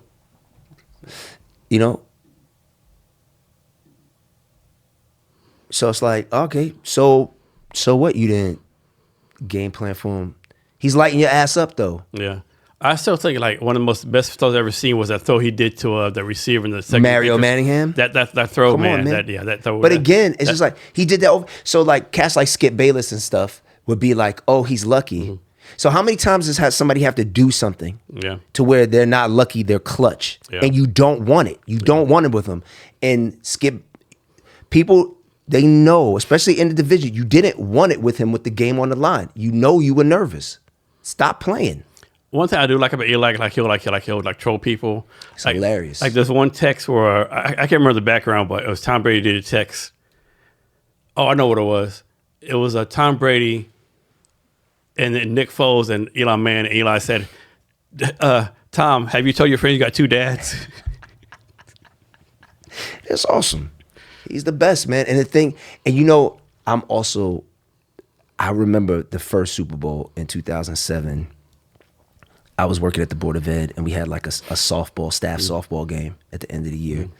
And my boy, Scott Salmon, if you're listening, he wasn't an Eli fan. And he was like, yo, this guy, and Eli wasn't doing the best. Yeah. He was like, yo, we need another quarterback. And I was like, I guess maybe because I'm an actor, I looked at the psychology of it. He's the younger brother of a generational quarterback, and his father Was an NFL quarterback. was the number 2 pick in the draft. And again, if not for the hand he dealt, New Orleans Saints, yeah. you know what I mean, the Aints, he would have had a different Yep. path and still was great. So you have a guy who's dealing with this kind of pressure his whole life, and then the older brother goes to Tennessee. The younger brother Eli goes toward the pressure Yeah. to play for his father's school, right? And the first time I saw it was against Denver. They were down by 14. It might have been early second season or whatever. And he brought us back. And I was like, I told my boy, I was like, yo, with a profile like that, I was like, I guarantee you, and this is crazy that I call this. I probably never call anything like this again. I said Eli Manning will be the first quarterback to bring a team back when they need more than 3 points to win a Super Bowl in the fourth quarter. And he literally did it that year. My boy Scott called me. He was like, yo, dog, you were right. Clutch. So, based on his pedigree, what's your prediction on Arch Manning's NFL career? Arch. Texas quarterback, yeah. I mean, if you had to be a better man, you had to be like he's gonna be great. Yeah. But they say he's more like his grandpa than. Yeah, he has some wheels. He's got some fucking. He runs like a 4.4, 4.5. He's got He some can run. wheels, bro. He got granddaddy wheels. So I'm happy that he stayed in school Yeah. another year to He needed another year. yeah, and get more of his uncles. The thing I like about him, so last year, you named Quinn Evers the quarterback. He left, and the whole summer, it was like Arch Manning going to basically all the hoods with his teammates, right? Yeah. Like, and people were like, well, he grew up in New Orleans, right? So yeah. He's man. But Eli is my dude. That's my. I actually ended up like, yo, I was real weird. I'm not a super awkward, but oh no, I don't think I was awkward. But I did this commercial called Football Cops. It's like one of the first gigs that I got. It was like a direct TV commercial, and it was like Eli and Peyton were football cops. They were like, their guns were footballs. I don't know if you remember this. And I was in that. In that commercial. I was like one of the thugs or whatever. And I went up to Eli and I was just like, dog, thank you. Yeah. Thank you. Yeah. So that's my. And who would have guessed that Eli and Payne would be such a great commercial people, right? Yeah. I mean, they're awesome. Eli's my guy, man. Anybody, my boy Chris Chalk knows how to get my goat. Yeah. Because he a lot of my friends, like if they want to see me go. Like people say, fuck Eli, you're like, okay, motherfucker, let's fight. Yeah. I'm just like, Like, I start taking out the numbers. Because I'm like, this guy I saw him every day. You know what I mean? I never missed the game that he played. I was like, this guy's great. So I know you think he deserves to get in. 100%. Do you think he'll eventually get in? He has. I mean, dog, this is the thing. I'm going to say this. Okay. All right. If your life is on the line and you have to win a game, I'm always picking Eli. I don't give a fuck who it is. I saw it happen too many times. I saw what he had to work with. For me, if it's down to Aaron Rodgers and Eli Manning every day of the week, bro. Drew Brees, these are all greats. Eli Manning, bro. This guy was unbelievably clutch. Like Thomas Edward Patrick Brady Jr., as Skip Bayless always says. Yeah, there's an argument there. I can also say, yo, when it came to the come to, yo, Eli came through. Because it's kind of that all shucks thing that people talk about, but he was just chill all the time. So when everybody else is like the Derek Jeter shit, when everybody else gets nervous, he's just playing at the same level, you know? So, yeah, so any of these modern quarterbacks, Ben Roethlisberger, Philip, whoever's, again, great guys that deserve to be in the Hall of Fame, always Eli. Yeah. Like, dog, I saw him, you know, and again, it's just like, oh, well, he had these 2 great runs, right? Well, his teams weren't good enough. Yeah. Right? And even that 2011 team, that team was 9-7. Yeah. The defense stepped up in the playoffs. Yeah. Right? And what happened? They beat the 14-2, the 14-2 Falcons, right? With the MVP quarterback, beat them, got them out of there, beat them like 23-2. Then he went to, Green Bay. Oh, who did he beat? Aaron Rodgers. Then he went to San Francisco and almost got fucking killed, right? And beat them, and then beat Tom Brady in the Super Bowl. You can't give me another run Yeah. better than that. And again, it was Eli. It was on his back. Are you pretty optimistic about the future of New York Giant football? Yeah, hell yeah, bro. Yeah. With Jim Harbaugh, I'm glad. I'm one of the few Giant fans that are glad they kept Joe Shane. Yeah. I think he's done and the thing is, after a couple years, you want the general manager to, you're like, oh, you got to be good at your job. This shit is their first go round. Like, give him some time. He's got to figure this shit out. So how is it that, so you grew up in Brooklyn, right? Yeah. So there's like all these different boroughs, right? Uh-huh. Is the borough you're born in determine what football team you follow as far as the Giants and Jets, or is that just totally random? How's that work? I think usually the way it goes is usually if you're a Jets fan, you're a Mets fan. Okay. If you're a Giants fan, you're a Yankees fan. Okay. But I grew up in the 80s where the Giants were good and the Mets were good. It was before the Yankee dynasty. Okay. So I grew up. The 86 Mets. Exactly. Right. Gooden, Darryl Strawberry, Keith Hernandez. That's right. Keith Hernandez, Ray Knight, Lenny Dykstra, Kevin Mitchell. Like, yeah, those guys. So that's when I grew up. And then sometimes I'm like, damn, I wish I would have waited a couple years because that's fucking. I still remember this Mets game in '86.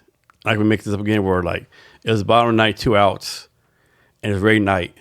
And Ray Knight fouled he was like 3-2. He fouled off like 27,000 fucking times, right? And they finally walked in and in run. Like it was maybe like 27, like 9, 10, like it was that was a great team, But another one and done championship. Yeah, but it was like, and that was just how did I win more? Yeah, I mean, a lot of that too was the 80s and just the drugs and the partying. What we say, cocaine's a hell of a drug. Cocaine is a hell of a drug, in the words of Rick James. Yep. Access to cocaine and beautiful women, Yeah, it was like Ivana Holyfield used to say, it's hard to be motivated when you're sleeping in silk sheets. Right. There is something to that. Again, in all creativity, I feel like that's a lot of times why people's first albums are their best albums. Oh yeah, They've easily. been waiting their whole life. Easily, they pour all the pain, everything into it, and then like, it's hard. They're making a record in the garage. Yeah. And next one, they're making like a $20 million recording studio with champagne everywhere and girls that beck and call. It's wild, man. Like, and that shit will kill creativity. Privilege can kill creativity. So how do you manage that? So you put this movie out now. It's like I know, like if you make albums, you make an album, you tour for 2 or 3 years, make another album. Yeah, Is that the same movie? Like you make a movie, you put it out in the market for a couple of years, go to making a movie. It's like a standard process for that. I think it depends on just the access to funds, right? And like, because it was up to me. I mean, shit, I'd be making a movie a year, but I had to take time with this, and now I have to go out and kind of promote it and go out on the road with it and establish an audience. So yeah, I think it probably depends on the person and the time, I think. So I know it's different, right? Music and film is different. Like music, like 4 or 5 minutes long, whatever. Suppose Prince has an album, like a $10,000 album or 10,000 song record discovery, whatever, right? Do movie directors have something like that? Would have like a 10, 20 movies like made, like stored away somewhere for future use? I don't think so. Just because it's so much more expensive. Yeah. So I think some movies get shelved and they're just like, we're not gonna put this shit out. Yeah. But with any of like the big time, the Prince worthy directors, kind of like on that level now. I think you dig all comes out. What's a genre movie you haven't made yet that you want to make? So many, man. That I haven't made. I'd love to do like an action film, or I'm not a big horror guy, but I think I'd like to make like a horror film or like a suspense thriller kind of deal. Kind of want to attack all of it. Yeah. And see, just get just like you were saying in your talk yesterday, right? Like just try to get a little bit better every day. Like just try to I would love to get better at that. Can you talk some about the business side of making a movie? In what way? Like I'm sure like how you figure out the budget, how do you figure out to pay people? I'm sure there's taxes. I'm guessing they're union, like actors are union, I guess, you know. You gotta deal with the union stuff. You have to deal with probably not the best actually to run through it, but yeah, there's so many expenses when making a film, and then it's just like, yeah, when you pay actors, you also have to put money in escrow, even though you're paying them, but just in case you can't pay them. So you have to like double pay when you're shooting a movie. But then you get things like tax credits, and like different states, they'll offer a percentage of the money that they'll give you after the film is completed. So yeah, it's when you're making an independent film, man, you're trying to get money wherever you can. But I think the mistake that a lot of filmmakers make, this might be going off a little bit, is like you're always trying to get like Hollywood money or somebody that always, and I'm just like, dude, like find a doctor or like a lawyer that's really interested, or a dentist that's really interested in the arts and hasn't gotten a chance to, you know, and their money's good money. And they also won't get involved as much. They'll leave you the fuck alone and trust that you're gonna create something. And they might have some notes here or there that you can take, but. So you're going like a tour of the country with your film, right? Yeah. Like, how do you decide what cities to go to? For me, so what we did was we've been in a couple dozen festivals, and my thing was like, whoever wants the movie can have it. And do you have to pay to go to these festivals, like to show your movie? Most of the times you have to pay to get there. Okay. You don't have to pay them. I mean, sometimes, excuse me, you'll get like you can get like a stipend. Okay. Yeah, so my goal the whole time was like, I'm going to these festivals so that I could create relationships with people, so that I could bring the movie back. And then when I bring the movie back, it's just about this film, you know, and creating an experience for people. And then also trying to help that festival, you know, by doing a workshop or something like that kind of like is mutually beneficial, because I want them to thrive. So I'm not very much concerned with like the larger, quote unquote, larger festivals or the mainstream festivals, because they're also not necessarily interested in the shit that I make. And I'm just done with that, man. My Aunt Ruby said a few years back before she passed away, she kept saying it over and over again, and if like you didn't know her, you would think like, oh, she's like losing it. But she was super lucid. And she just kept telling me, go where you're loved and not where you're tolerated. Yeah. So that's been the thing. So it's like, yeah, that's what we do. And I'm really excited about like going to smaller cities as well, smaller towns, and bringing the movie to people and just being like I care about you. I want you to see this. I want to bring this to you and for you because I made it for you. So what's the next city you're going to? The next city we're going to is actually Chicago, as part of the African Diaspora Independent Film Festival. We're going to be the opening night film, and it will be in association with the Dinner Drama and Dance Tour that we're doing. And then from there, I believe it's Atlanta, and then for Juneteenth celebration, it'll be in Texas. Okay. And Louisville. Louisville, okay, Dallas area. Yep, and then Pittsburgh. You should do a tour of the Cowboy Stadium. Oh, gladly. I mean, it's you know, it's a masterpiece. Yeah, it's a beautiful place. Yeah, I give Jerry that. Yeah. I don't ever want him to give up the team. I don't ever want him to give up control of the team. So when you go to Chicago, what's your plan, or how do you like self-promote yourself, right? Like how do you like tell people the movie is coming? Like how do you make sure like people know about it? And this is the hardest part, right? Like just in terms of getting things out there. One, hopefully going on podcasts like this, or local podcasts there, trying to get in, you know, news, radio, you know, that part of it, social media. And then my plan is to land there a couple couple days early, get to the barbershops, get to the beauty salons, get to the churches, and just like old school hand-to-hand combat of just, being my own street team. What's it called? I think it was called back in that guerrilla marketing. Guerrilla marketing, yeah. So getting like 1,000 flyers printed up, hit the streets. Come, please come through. What kind of social media are you on? I'm on Instagram and Facebook for the most part. And I was off of it for a long time, but I realized like, because I didn't like it. Yeah. And I'm like, I just want to be out here promoting shit all the time. It just feels super inauthentic. And I was like, if I can't find an authentic way to be on it. But recently I'm just like, I just got to spread love, man. Like if I'm spreading love, then I can do it. Yeah, definitely.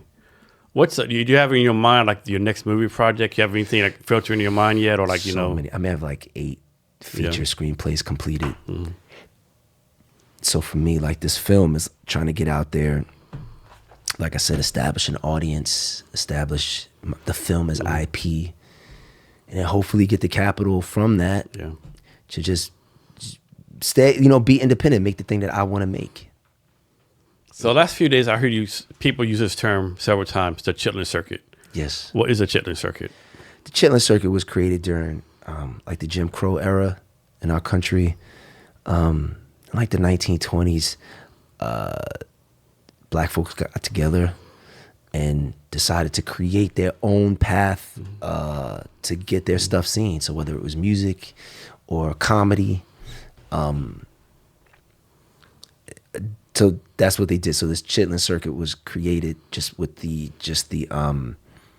cooperations of many black-owned establishments across the country. So like, James Brown, Red Fox, these cats were going down, going from like a speakeasy to a theater, to a church, to a community room, just across the country. And so like this kind of pipeline was created, and they learned in that pipeline like what works, what didn't, what gets an audience excited. So it also was a kind of training ground as well.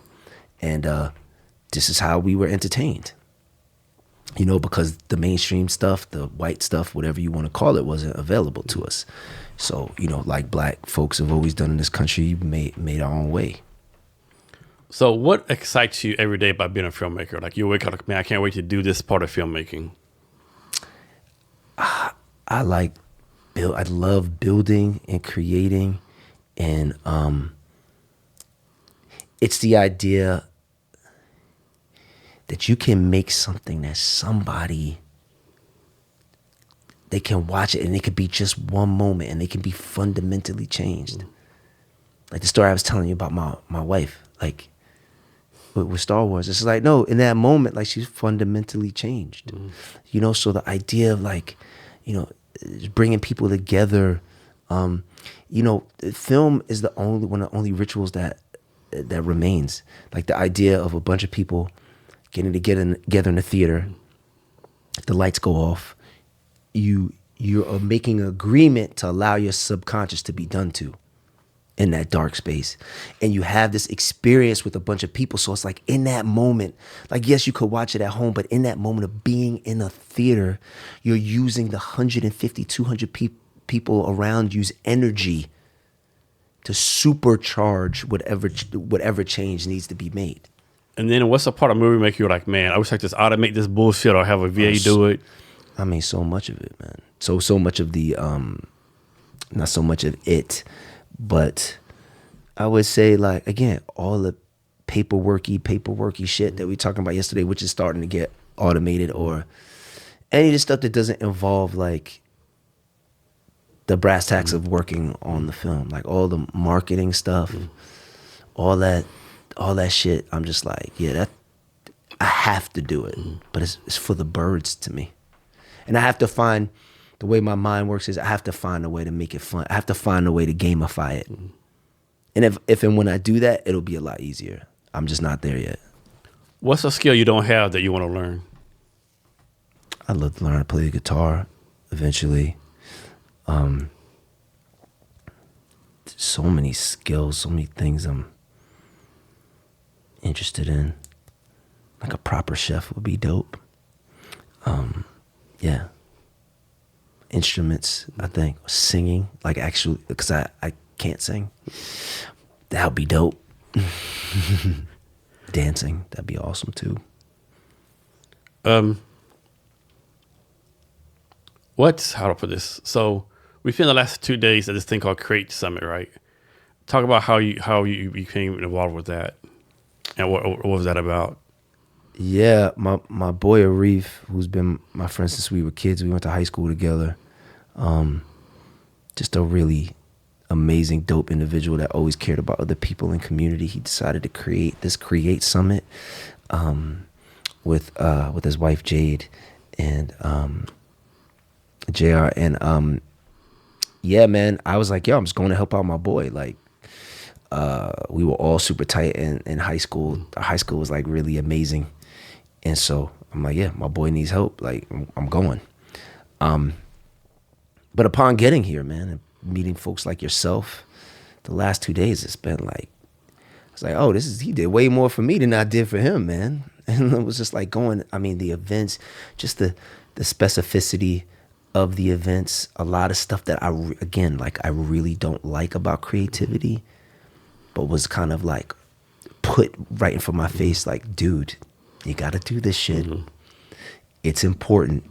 So I walked out of there being supercharged and energized, and also the kind of people that I were around, like yourself. I mean, people that are really successful and masters at what they do. It also had me look like last night when I was going to sleep. I was just like, wow, I was on this dope ass panel and talking, and I was like, Eden, you need to give yourself more credit, man. You're pretty dope too, you know. So there was that kind of self-affirmation and validation. But it was, and to know that him and his wife and Gerald put that together, the thing was pretty massive to me. Yeah. It was almost too much stuff to do. That's what I said. But I'm like, yo, if it's going to be one way, you rather it be that way. I was just like, yeah, I want to go to this joint. But then I was like, yeah, I said, Jason, I'm going to come to Jason's joint. This other thing looks super cool. So yeah, it was a lot for them to put that together in 4 months. Was pretty freaking amazing. Yeah. The one challenge for them is they set the bar here right. So next year they can't be here right. They can't, yeah. They got to be up here right. So they got to really And if you know Arif, like I've known for the last however many decades, there's no way it will be like this. So what's something like some lessons you learned, like some takeaways from the summit, either from different panels you was on or other people you saw? The things I learned. I mean, like you really did inspire me to like. I've had an idea for years with a podcast. You told a funny anecdote about like you had you've helped like I believe it's 33 people. 33. Yeah. You've helped 33 people with a podcast. The first 29 were for free. You did it out of the kindness of your heart. None of them got to the 10th episode. And then you decided to charge people the next four, $500. Yeah. And if they got to their 10th episode, you would refund them their money. Yeah. And you're $2,000 richer now because nobody did. Yeah. I thought that was fascinating. But it also inspired me because I was like, yeah, you've had this idea for 10 years. Mm-hmm. Like just put it out there, right? Just do it. Just do it. And just get to at least get to episode 10. Mm-hmm. You know, so that was something I learned. Just a lot of the technical stuff, the kind of like all the background stuff, all the admin stuff, admin stuff, the kind of programs that you can use to kind of like simplify it for yourself.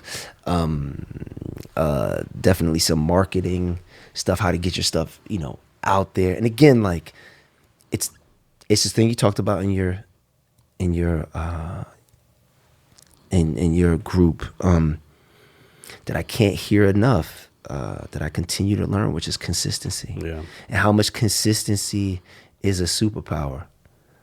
You know what I mean? And it's just like everybody talks talent. All right, cool. You mentioned this yesterday too, like whatever. Yeah. Most talented people are gonna quit because they're used to everything being easy because they're talented. So they usually face plant when things get a little rough, which they inevitably will. So it's the people.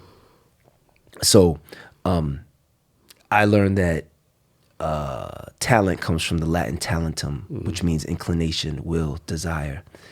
It says nothing about you being tapped on the head by God. Yeah. Right? So the idea is like, yo, if you're interested in it, right? Like you were interested in this, there was no way you weren't going to figure things out. Yeah. Because you had a desire. Yeah. You had a will to learn this. Yeah. And to me, and if you pair that, and I guess maybe that's the offshoot of it, but if you pair that with consistency, like you're not gonna be stopped. No. You're gonna win. So I think that's a really big thing that I took from this weekend. So how are you going to make sure you keep on, like, you start giving yourself more credit in the future? That's a great question, brother. I think I have to set up something like weekly during one of my meditations or something like that, or to just look at myself in the mirror and you know, I do a lot of affirmations. I have like a Tony Robbins-ish kind of hour power thing that I do in the morning, and maybe it's just, maybe instead of always kind of pushing out into the future, maybe it is more like present reflection, like, dog, like, you did that. Like, we had a screening today, and people were moved by it. Not everybody has to be moved, but like, yo, people were moved by that. That was worth me working on my film for 3 years. Right? That was worth me being, for me personally, for being up for 3 days, literally 72 hours or however long it was, like trying to get the thing finished and, you know, starting to hallucinate and shit. Right? Like that's worth it. Like, you did win film festivals that you dreamed about when you were working for the Board of Ed and going to lunch, you know?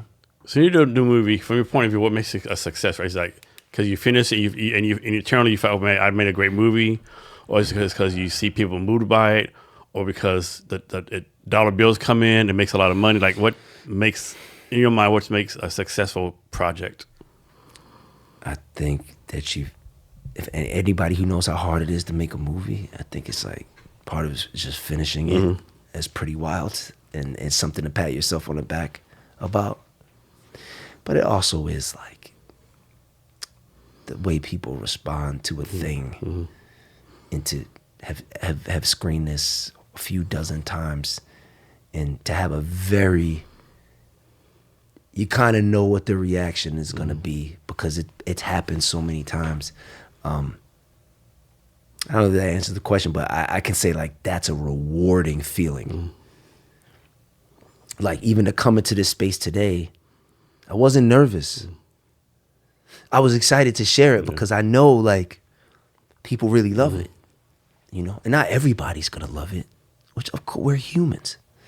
So I'm not crazy enough to believe that. But, you know, again, that's just like, it's the best. So I know I keep using music as an example because that's pretty much all I know. But in music, someone makes a song or whatever. I think this thing called publishing, all this kind of different thing, a lot of ways where musicians make music and they get ripped off, called publishing, whatever you want to call it. Yeah. How's that work in movies? Like, you're making movies, like, it's like publishing for the movies where you might get ripped off for it, or it's like the movie's yours regardless? Yeah, I mean, you know, at least with the screenplay, you have like the WGA, like the Writers Guild, or you can copyright things. But people are always stealing shit, man, and they always get away with shit, you know? So I think I can't even really think about that a lot of the time, because a lot of times people will be like, don't share your idea. I'm like, okay, you're right, but like, also I have to make this thing, and I do have to tell this person this idea because it helps me make the thing. So those are the ways you usually protect yourself. It's like, you know, at least with the screenplay, it's like getting it clear with the WGA and copywriting it. Do you ever get writer block, creator block? If you do, how do you deal with it? It's wild. I mean, maybe I did when I was younger, not anymore. My man, and maybe I was doing this already, but I think he clarified it to me. My boy's a great writer, Matt McLaughlin. He was talking about this idea that he's always working on something. So like, if he's working on this thing and it's not going that well, he'll go to this other thing that he's working on. And because because he can't get through on this one, working on this one's super easy because it's almost like I don't have to deal with the pressure of that. I'm just gonna write this thing over here. Yeah. And so if you have 5 or 6 things in the pot, anytime you kind of stuck on one thing, you work on the other thing. And as you're working on it, I work the same way. yeah, it's almost like you're cheating, right? Like it's almost like you can tell your mind because, you know, the fact that you're not finishing this thing is like you're a failure, right? Like you can't finish this. But as you're working on this, your mind could still get out of the way and still tell you you're a failure, but you can still work on it because you're not working on that thing. So yeah, it's working on multiple things at the same time, I think really prevents writer's block. And also, man, I'm not precious with it like I was when I was a younger dude, man. Like I said it a few times this weekend or this week. I was like, you know, the thing for me is like, I'm trying to write something bad, right? Like that helps take away the pressure of being great. Yeah. Because the thing is like, that first draft is the clay. Yeah. It's not the and a lot of times we don't think about it in the people think the first whatever has to be like the perfect. Exactly. And it's like a sculptor cannot sculpt without clay or without marble. Yeah. So you're finishing this thing thinking that it's the sculpture, and it's not. You just have the clay. Yeah. The real craft is in the editing. Yeah. That's I agree. that's the real craft. It's just like, you know, I guess the talent or whatever can be the clay. Right? Like a cool idea, whatever. But the real craftsmanship, man, it's just like, oh shit, I took a little bit off there. Fuck. How do I fix this? Oh, I gotta take a little off here. Yeah. Right? It's that for me. So at the summit, I'm sure you met a lot of cool people, great people, I right? definitely did. Like name off some people that you want to try to follow up with. With yourself, with Shima, I feel bad like naming. I don't want to be. I met a bunch of just like. I met a bunch of like film commissioners. I met a bunch of people who run theaters, who want to help me understand how to organize a nonprofit. There was so many definitely kinds of people, bro. I was intrigued by the one guy, like 70, D was another one who was awesome. That 76-year-old dude, like live streams on Twitch every day for 3 hours. That was fascinating. Fascinating. It reminded me of the guy you talked about that was trying to teach himself the guitar, right? He's 70 years old. Teach myself to code. At 70 Code. years old, Sorry, it was coding. Yeah. So, there was a whole bunch of great stuff going on and like really awesome, accessible people. Yeah. Usually people attend this kind of stuff are like really good people. They're accessible. Like I'm sure there's probably one or two jackasses that came, you know, there's always, but most people like try to give value, try to, you know, do whatever, you know. Yeah. Yeah. So is there anybody for you? Oh man. Actually, I kind of already met him. That one lady, Avery, who has the art gallery right on the corner here. Oh, you saw it today, yeah. Yeah, saw her today, yeah. I got a lady, Tyler, the crochet. She's coming on the podcast. Oh. D was awesome. Me and D clicked for some reason, right? Yeah, she's awesome though. Yeah. She had great talk. Yeah. This one is, if you go to a networking event, try to go early, right? Because I went there, it started Thursday, started at 9 o'clock, right? But I got there at 8 in the morning, went upstairs, right? And me and D walked at the same time, you know, and just hit it off, yeah. Yeah. So yeah, cats like that, man, that I look forward to helping them in any way that I can. And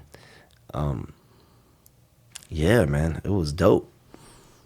Definitely was. So what's harder, actually writing the script, or is it harder like figuring out the camera angles? Like what's the hardest part of doing it? Writing the script, the camera, man. Or any of those parts? I think it's all equally rewarding and challenging. And I enjoy doing all of it. like I'm sure you know before we start a podcast, I probably changed the camera like 20,000 times, right? Mm-hmm. Can't imagine like how many times you change, like you do a scene. Oh shit, let's do the camera angle again, or let's do this or do that. You know, Dude, I mean, like just the editing. Like I took the film apart and put it back together like 3 separate times over 2 years. Yeah. So, and then the last iteration of it, my boy Frank, who's an amazing editor, he came on as a consultant, and eventually I was like, dude, like I don't care what you say, like I'm gonna give you editing credit on this, you know, because we were moving things around. Yeah. There are parts in the film like, you know, that scene where the door gets slammed in my face. It was completely, that was created in the editing room. Yeah. Because I was like, oh, I'm missing a scene. Yeah. So I had to take stuff from other scenes and piece it together. Yeah. You know? So that shit's hard, but it's also crazy fun because you're trying to like solve a problem. So I'm gonna presume that you don't have like Monday, Friday, 9 to 5 schedule, right? No. What is your regular schedule? Or is it a batshit crazy every day? Yeah, I mean, right now it's just trying to figure out all the stuff with this film, so it's pretty intense. Just like trying to figure out, okay, like we're gonna screen it here, like trying to get people on the phone, you know, follow up with the emails, figure out like the cost of things and where the money is gonna come from. So yeah, it's pretty wild. And then like hopping on planes and which I'm not complaining about at all. So it's a lot of that. And then how do you take care of yourself, either mentally, physically, spiritually? How do you make sure you take care of yourself with all the stuff you're doing? Well, I try to do my hour of power in the morning, which is a combination, you know, meditation, exercise, walking out in nature, doing incantations, which is basically like, you know, just talking awesomely about yourself and what you're gonna do. And people don't realize how powerful that can be, right? dude, it's like, yo, like when you're a kid and you take a test on kind of like, what's that test called when you're figuring out the correct way to write, to spell words? I don't know. I want to say phonics. Yeah, but I'm saying it's a spelling test. Yeah. That's when you think about it, you're learning how to write words properly, and it's called a spell. Yeah. Oh shit. Yeah. You know what I'm saying? Yeah. Yeah. It's just Yeah. like it's hiding in plain sight. So it's like, yo, we put spells on ourselves every day. Yeah. So like, why not try to, you know, there are all of these things from your life that you think are you, right? Like these thoughts about what a piece of shit you are, and it's like. And then your mind goes down this dark path of like self-hate, Of course, man. Self-loathing. And it's like, that's not your voice. No. You didn't say. And it's been proven that that's not your voice. It's been proven. Like it's yeah. like something out there in consciousness or whatever. Or it could just be, you know, your uncle who said some dumb shit one day. Yeah. Or your teacher, like you were saying earlier, that told you, you know, that there's a line in the film where like one of the characters says, yeah, our teacher said that I'd never amount to anything. Yeah. I had a teacher say that to me.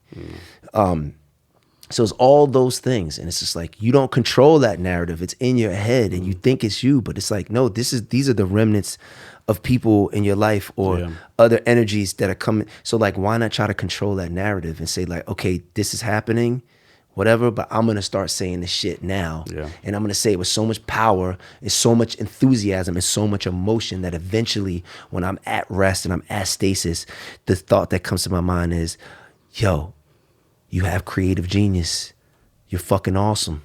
You bring a good point, right? I think a lot of us, like, a lot of us have bad days, bad news, whatever stuff happens. You might get, you know, a bill come in or something happen or a promotion. And like at that moment, that day, like, man, my life sucks. Like, how do I handle this? But just give it some time, right? The next day, it's like, oh shit, you know what? Maybe I didn't get a promotion. I get an opportunity to do this thing over here, right? Yeah. Or maybe this didn't happen for me. I think always like time, like kind of like, you know, gives you time to decompress. Okay, like maybe, okay, you know what? It wasn't so bad. 100%. And it's like But in that moment, you're like, oh, fuck, my life's over. I didn't get the job. I didn't do this. And in that moment, because you feel that way and your body's going through that trauma. And the body puts a pressure on you. Exactly. So that's exactly what's happening to you, you know? But the next day you don't feel that way. But it's the same body. Yeah. Which is wild. It's just like one of my homegirls, P, I was talking to her one day. And we just talk about the idea of like, you know, you look in yourself in the mirror one day and you're like, oh, all right, you look pretty good. And then the next day you're like, man, Yeah. you look like ass. And it's like, you're looking at the same thing. It's what's going on between your ears and in your heart. Yeah. That's changing your point of view. Yeah, definitely. What's some of the movie you made? Well, first of all, why the title? The title was really like, as I was writing it, the song kept coming on the radio randomly. That's a New Edition song, right? Okay. And I was like, listen, I'm just going to open myself up. Like to the spirit. universe is trying to tell you something. And so I wrote it there as like a placeholder. And then when I was cutting the last scene of the movie, I put that song there. And I was like, no, this is perfect. Yeah. I was like, yeah, that's the name of the movie. And it is. I mean, it is about that. Like, when you think about grief and all that stuff and relationships with people, like, can you stand it? Like, can you stand the rain? Because it's coming. So making this movie, what did you learn about grief? Like, what did you learn about, or what did you already know about how different people grieve differently? What did you learn about that? I learned so much. I mean, a lot of, and it was interesting, right? Because it was like, I was also, grieving my brother, and then in the editing process, grieving my mom. I think I knew it unconsciously, like I wrote it that way, but I do think the understanding, I'm like, oh, my mom is here. I just have to learn how to speak her language now. So she shows up, and it's little things like, if you look at my socks right now, there you can see that you can't see it because the camera's up here, but like I have on like animal print socks, because of my mom's funeral she wanted everybody to wear animal print with bright colors. So usually at these events, like to chill me out, there'll always be like somebody in the front row with like a leopard printed scarf or something, and then I'll be like, thank you. Or even today, there was a brother who literally just came. He paid money for the ticket because he wanted to support. Yeah. He was. You remember this brother? Yeah, I know. He's my fraternity brother. Oh, get out of here! Would you? So just a big Kundi. Yeah. So we had this amazing conversation, and he was talking about we were talking about grief, and he had on this Sergio Tacchini jumpsuit. Yeah. Which is wild because like in Brooklyn in the '80s, like Sergio Tacchini was like a big designer, and I'm looking at him. And he said he was 55. Yeah. And I was like, oh, my brother would have been 55 this year. And then, I'm talking to him. He's got he's got the same vibe. Like he grew up in Seattle, but he's felt very, he could have been he definitely has a New York City, Brooklyn vibe. He easily could have been from Brooklyn. Yeah. And then, so I learned that. And then he starts telling me the story about his brother and how his brother was out of the closet in the 80s. And all the things that his brother went through. Yeah. And he was talking about, he was like, but I feel like he winks to me once in a while. And we started talking about that. There were so many elements that he talked about that were very specific to the film that I was like, oh, Sean's talking to me right now. He's saying what's up. Yeah. He's saying everything's going to be good. So that, the understanding, like a deeper understanding. And then the other thing that happened was after my mom passed, she always wanted to go to Egypt. So we went to Egypt that September. And so there were some rewrites that I did. It was a scene that I shot just about the idea of like trying to reframe like death in Western culture. Because for us, we're too smart for our own good, right? We're so smart that we're dumb. And we're just like, we know everything, so you die and that's it. It's like I'm in Egypt and I'm looking at things that are thousands of years old, and they have a very different understanding of what that is, and like the idea of transitioning to a different. So suppose someone is in junior high school, whatever, and they're like, man, like they're kind of interested in being in film or acting or something like that as a career. What would you tell them? They're interested in film or acting as a career. What I'm telling them, like, yo, it's possible. It's going to be really fucking hard, and you're going to want to quit.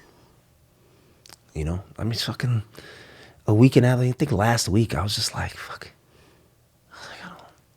I don't know if I could do this. I don't know if I could do this, Jason. I was like, but you do it and you understand that it's part of the process, you know? So I would tell them that it is possible. It will be hard. It's supposed to be hard. It makes part of what makes your life worth it, that it's hard. You don't want it to be easy. You don't. You really don't. Like in the moment you do, but like you actually don't want it to be easy. What's that thing they say? Don't make my path easier, but make me a stronger man or something like that. Yeah. And I think that's what happens, right? Like, yeah.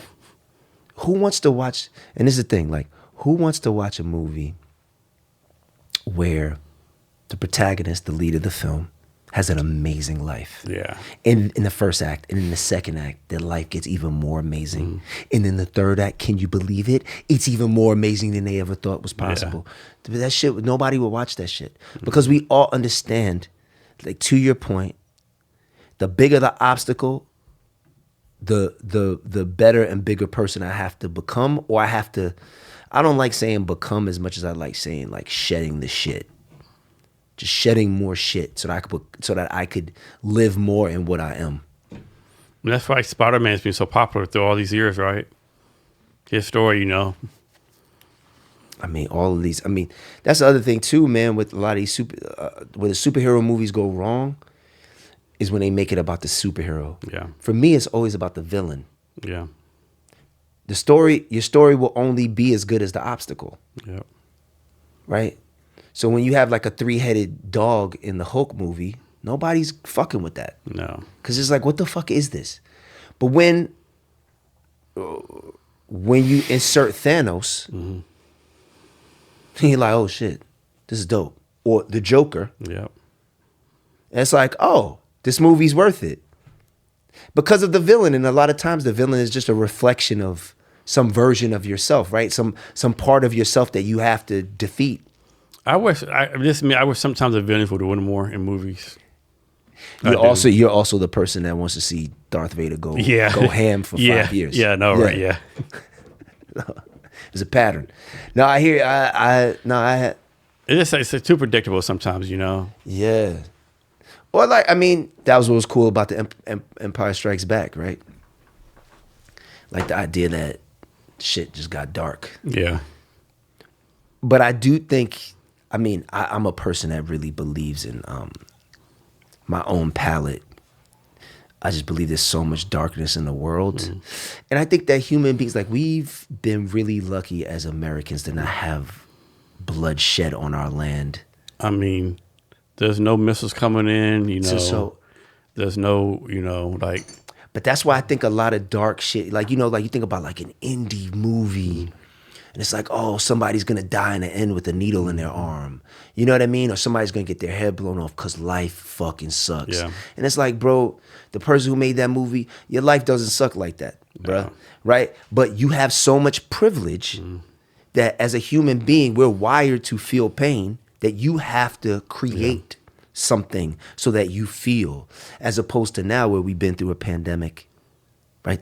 There's all kinds of just what humanity's going through that you're like, oh, you know, there should be, I could deal with a happy ending now and again, because life's actually, like going around the world and like being in Kenya and Kibera, which is like the second largest slum in the world, like those people are fucking laughing, bro. Yeah. Like regardless of means, they're finding time to laugh. They're not waking up in the morning every day being like, oh, my life is horrible. Yeah. I think these people don't take their lives. No.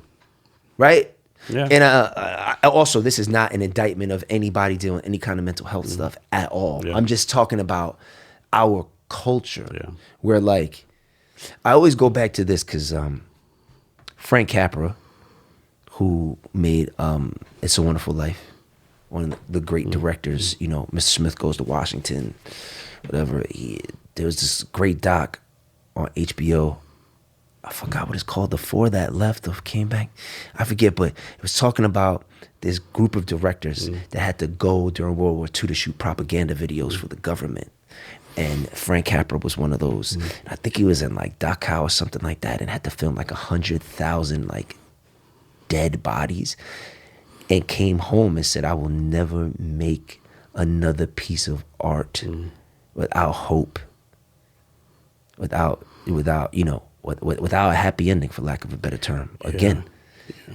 And it's like he came back home and he made one film under his production company called Liberty Films, and it was called It's a Wonderful Life. Yeah. When I stayed in Germany, we did the tour of Dachau one time, and man, even like 50 years later, you still smell the death. You can still smell it was crazy. You can still smell the evil. It's just, man, that's horrific. It's so horrific, man. That's how I felt when I went to Auschwitz. That's that fucking day. I can't remember. One of those talks I went to, you just. It was crazy. And like, man, this is like 40, 50 years ago. And it's like, you could sense the evil, 100%. You could sense the death. 100%. But, and again, the wild shit about that, I remember being there, and my wife was about to get in a fight with somebody because they had a fucking selfie stick. Get the fuck out of here. And they were taking smiling pictures with their family as there were shoes from babies in the plexiglass wall behind them, and fucking ponytails and shit, bro. Like, I believe in the humans, but sometimes humans fucking suck. Of course, man. That's just it. I believe in humanity. I believe we'll get it right, hopefully, eventually. I don't know in my lifetime, but I just don't believe in hurting people. I don't give a fuck who you are. Yeah. And that's how I was raised, I don't know. Sometimes people need to be punched in the face, though. I'm familiar with a lot of people who you can tell they didn't get punched in the face growing up. And that's why we fuck with each other. I say that all the time, where I'm just like, oh, you talk like that because, like, when people start talking about violence and things being violence that aren't actually violence, it's just like, oh, you don't know. No. You don't know. You got these Twitter fingers, as they say. You don't know what it's like to like go home and not know somebody's gonna take your sneakers or slice you in the face or fuck you up for no reason. Yeah. You don't know, or actually get punched. Yeah. Like, you have no idea, because if you did, you wouldn't do what you. Sorry, if you did that, you wouldn't do what you do. Yeah, I agree. You would treat people with fucking respect, because. And that's also another thing about, like, I think the difference, like when I go to LA sometimes and I'm like, wow, they move a little different out here. And I think that's part of it, because like you have cars and shit. Y'all drive it, like, you don't know what it's like to like walk down a street, outside of like, like LA. Yeah. But you know what I'm talking about. Not that. Yeah. But like people who are in the arts and stuff like that, you're just like, yo, man, like totally different. They don't talk to me like. And my thing is like, grown man. This dude might be 5'5", 100 pounds, but he might be fucking Muay Thai master or fucking UFC, whatever, you know. You see all the time, like in a football stadium, a dude starts yelling at someone else. And I kept like, he must have no idea who the fuck he's talking to. Like world champion, welterweight, UFC fighter. Leave him alone. That's the thing. That's why I don't want. Maybe it's a coping mechanism or a defense mechanism. I don't want beef with nobody. Yeah. Like, I don't want to fight. I'm incredibly scared and terrified to fight. So if I'm at that point where I am there, that's because I'm willing to find out. Because and plus, you never know what somebody went through that day. You know, breaking point. You know, like, dude, I'm like, good. I don't want man. Like, but again, like, that's the reaction of somebody I think that understands. Like, I know real violence. I know people who've been stabbed. I know multiple people who died from gun violence. Like, like I grew up with some like very bad people, like some evil people, like no goodness in their heart, right? Yeah. So you were born in Brooklyn. Yes. How many years did you live there? Your whole life. Yeah, minus like 8 years that my wife and I lived in the city. So, if I was to go to Brooklyn.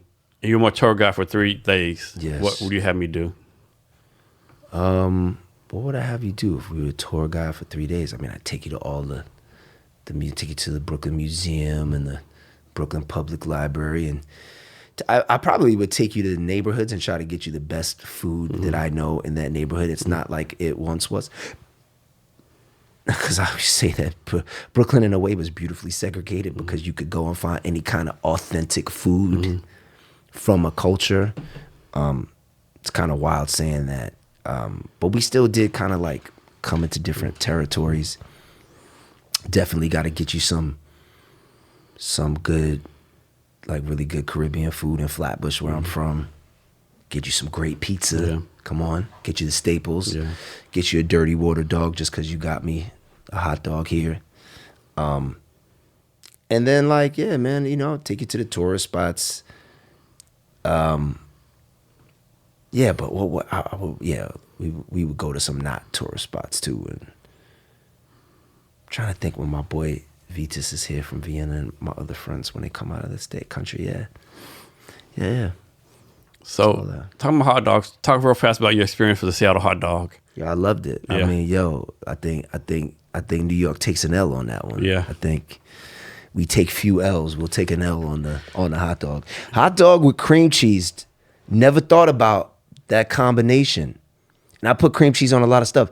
Like, that was pretty fucking perfect, man. And there was like onions or something, or like Yeah, they had the sauteed onions. Yeah. They weren't red onions like Yeah. a lot, but and you put ketchup on it also, I think. I put ketchup on it. I put a little mustard. I put a little honey mustard. Oh, did you? Okay. Which is never really an option when you go to the hot dog stand. Yeah. It was a more robust, hot dog. It was more expensive as well. Yeah. But it felt like I'm satiated. Yeah. It felt like a meal. Yeah. It was like, oh, I'm good. Yeah. It definitely fills you up. Yeah. Yeah, he toasted the bun Yeah. on the Yeah. joint. He split the dog. Yeah. I felt I'm a fan of cream cheese on hot. I didn't know it was a thing until you took me there a couple hours ago. Yeah. So I'm big on it. Cool. I will come back and get another one. So, Eddie, is there anything I should have asked you that I haven't asked you, or anything else you want to talk about? I mean, I feel like we covered a lot, man. I just want to encourage everybody who's listening to just like, dream big, go hard, know that I try to think of the universe like a parent with no baggage. Mm-hmm. Like the idea of like, if you have an idea in your head for something that you want to make manifest, desire comes from the Latin desidere, which means of the Father, of the Mother, of the stars. So if something is put into you individually, you can make that happen. God, the universe, not trying to play a trick on you. You know, your limiting self-beliefs are trying to play a trick on you. It's like, there's something out there. And I think that that's why, when Luke Skywalker is sitting there and he's a fucking farm boy and he's looking out into the galaxy, I think that resonates with so many of us, and that hero's journey resonates with so many of us because we're all meant to be heroes. We're all, and so many of us are just like the co-star in our own life, or like, the background actor in our own life. And it's begging you, like the universe is calling you and saying, there is something else out there for you to make happen. And I need you to make it happen so that this world can be better. So that's what I want people to know, man. I want people to know that dreams are real. That's why I'm out here on this tour. That's why I left the Board of Education. It was a job that I loved. We don't need to get into it, but, when one of my students was killed in a drive-by, Latina Peanut Bilbro, it's my baby. I promised her in her casket that I would make this happen. And just to all my kids who I was always telling every day, like, dreams are real. Dreams are real, but they didn't have any real examples of it. So it's like, dog, go out and be the fucking example to your community that, like, I made this happen. Gandhi style, like, be the change you want to see in the world, man. That's what I'm about. And I believe, man, and I've done it. I believe. Eddie, man, it's been great meeting you the last couple of days. Same here. Thanks for being on the podcast. Really appreciate it. Thanks, Jason. This is awesome, man. What time is it, bro? 1 a.m. That's dope. And to our listeners, thank you for your time as well. Remember to be great every day. Oh, every day. Let's get it.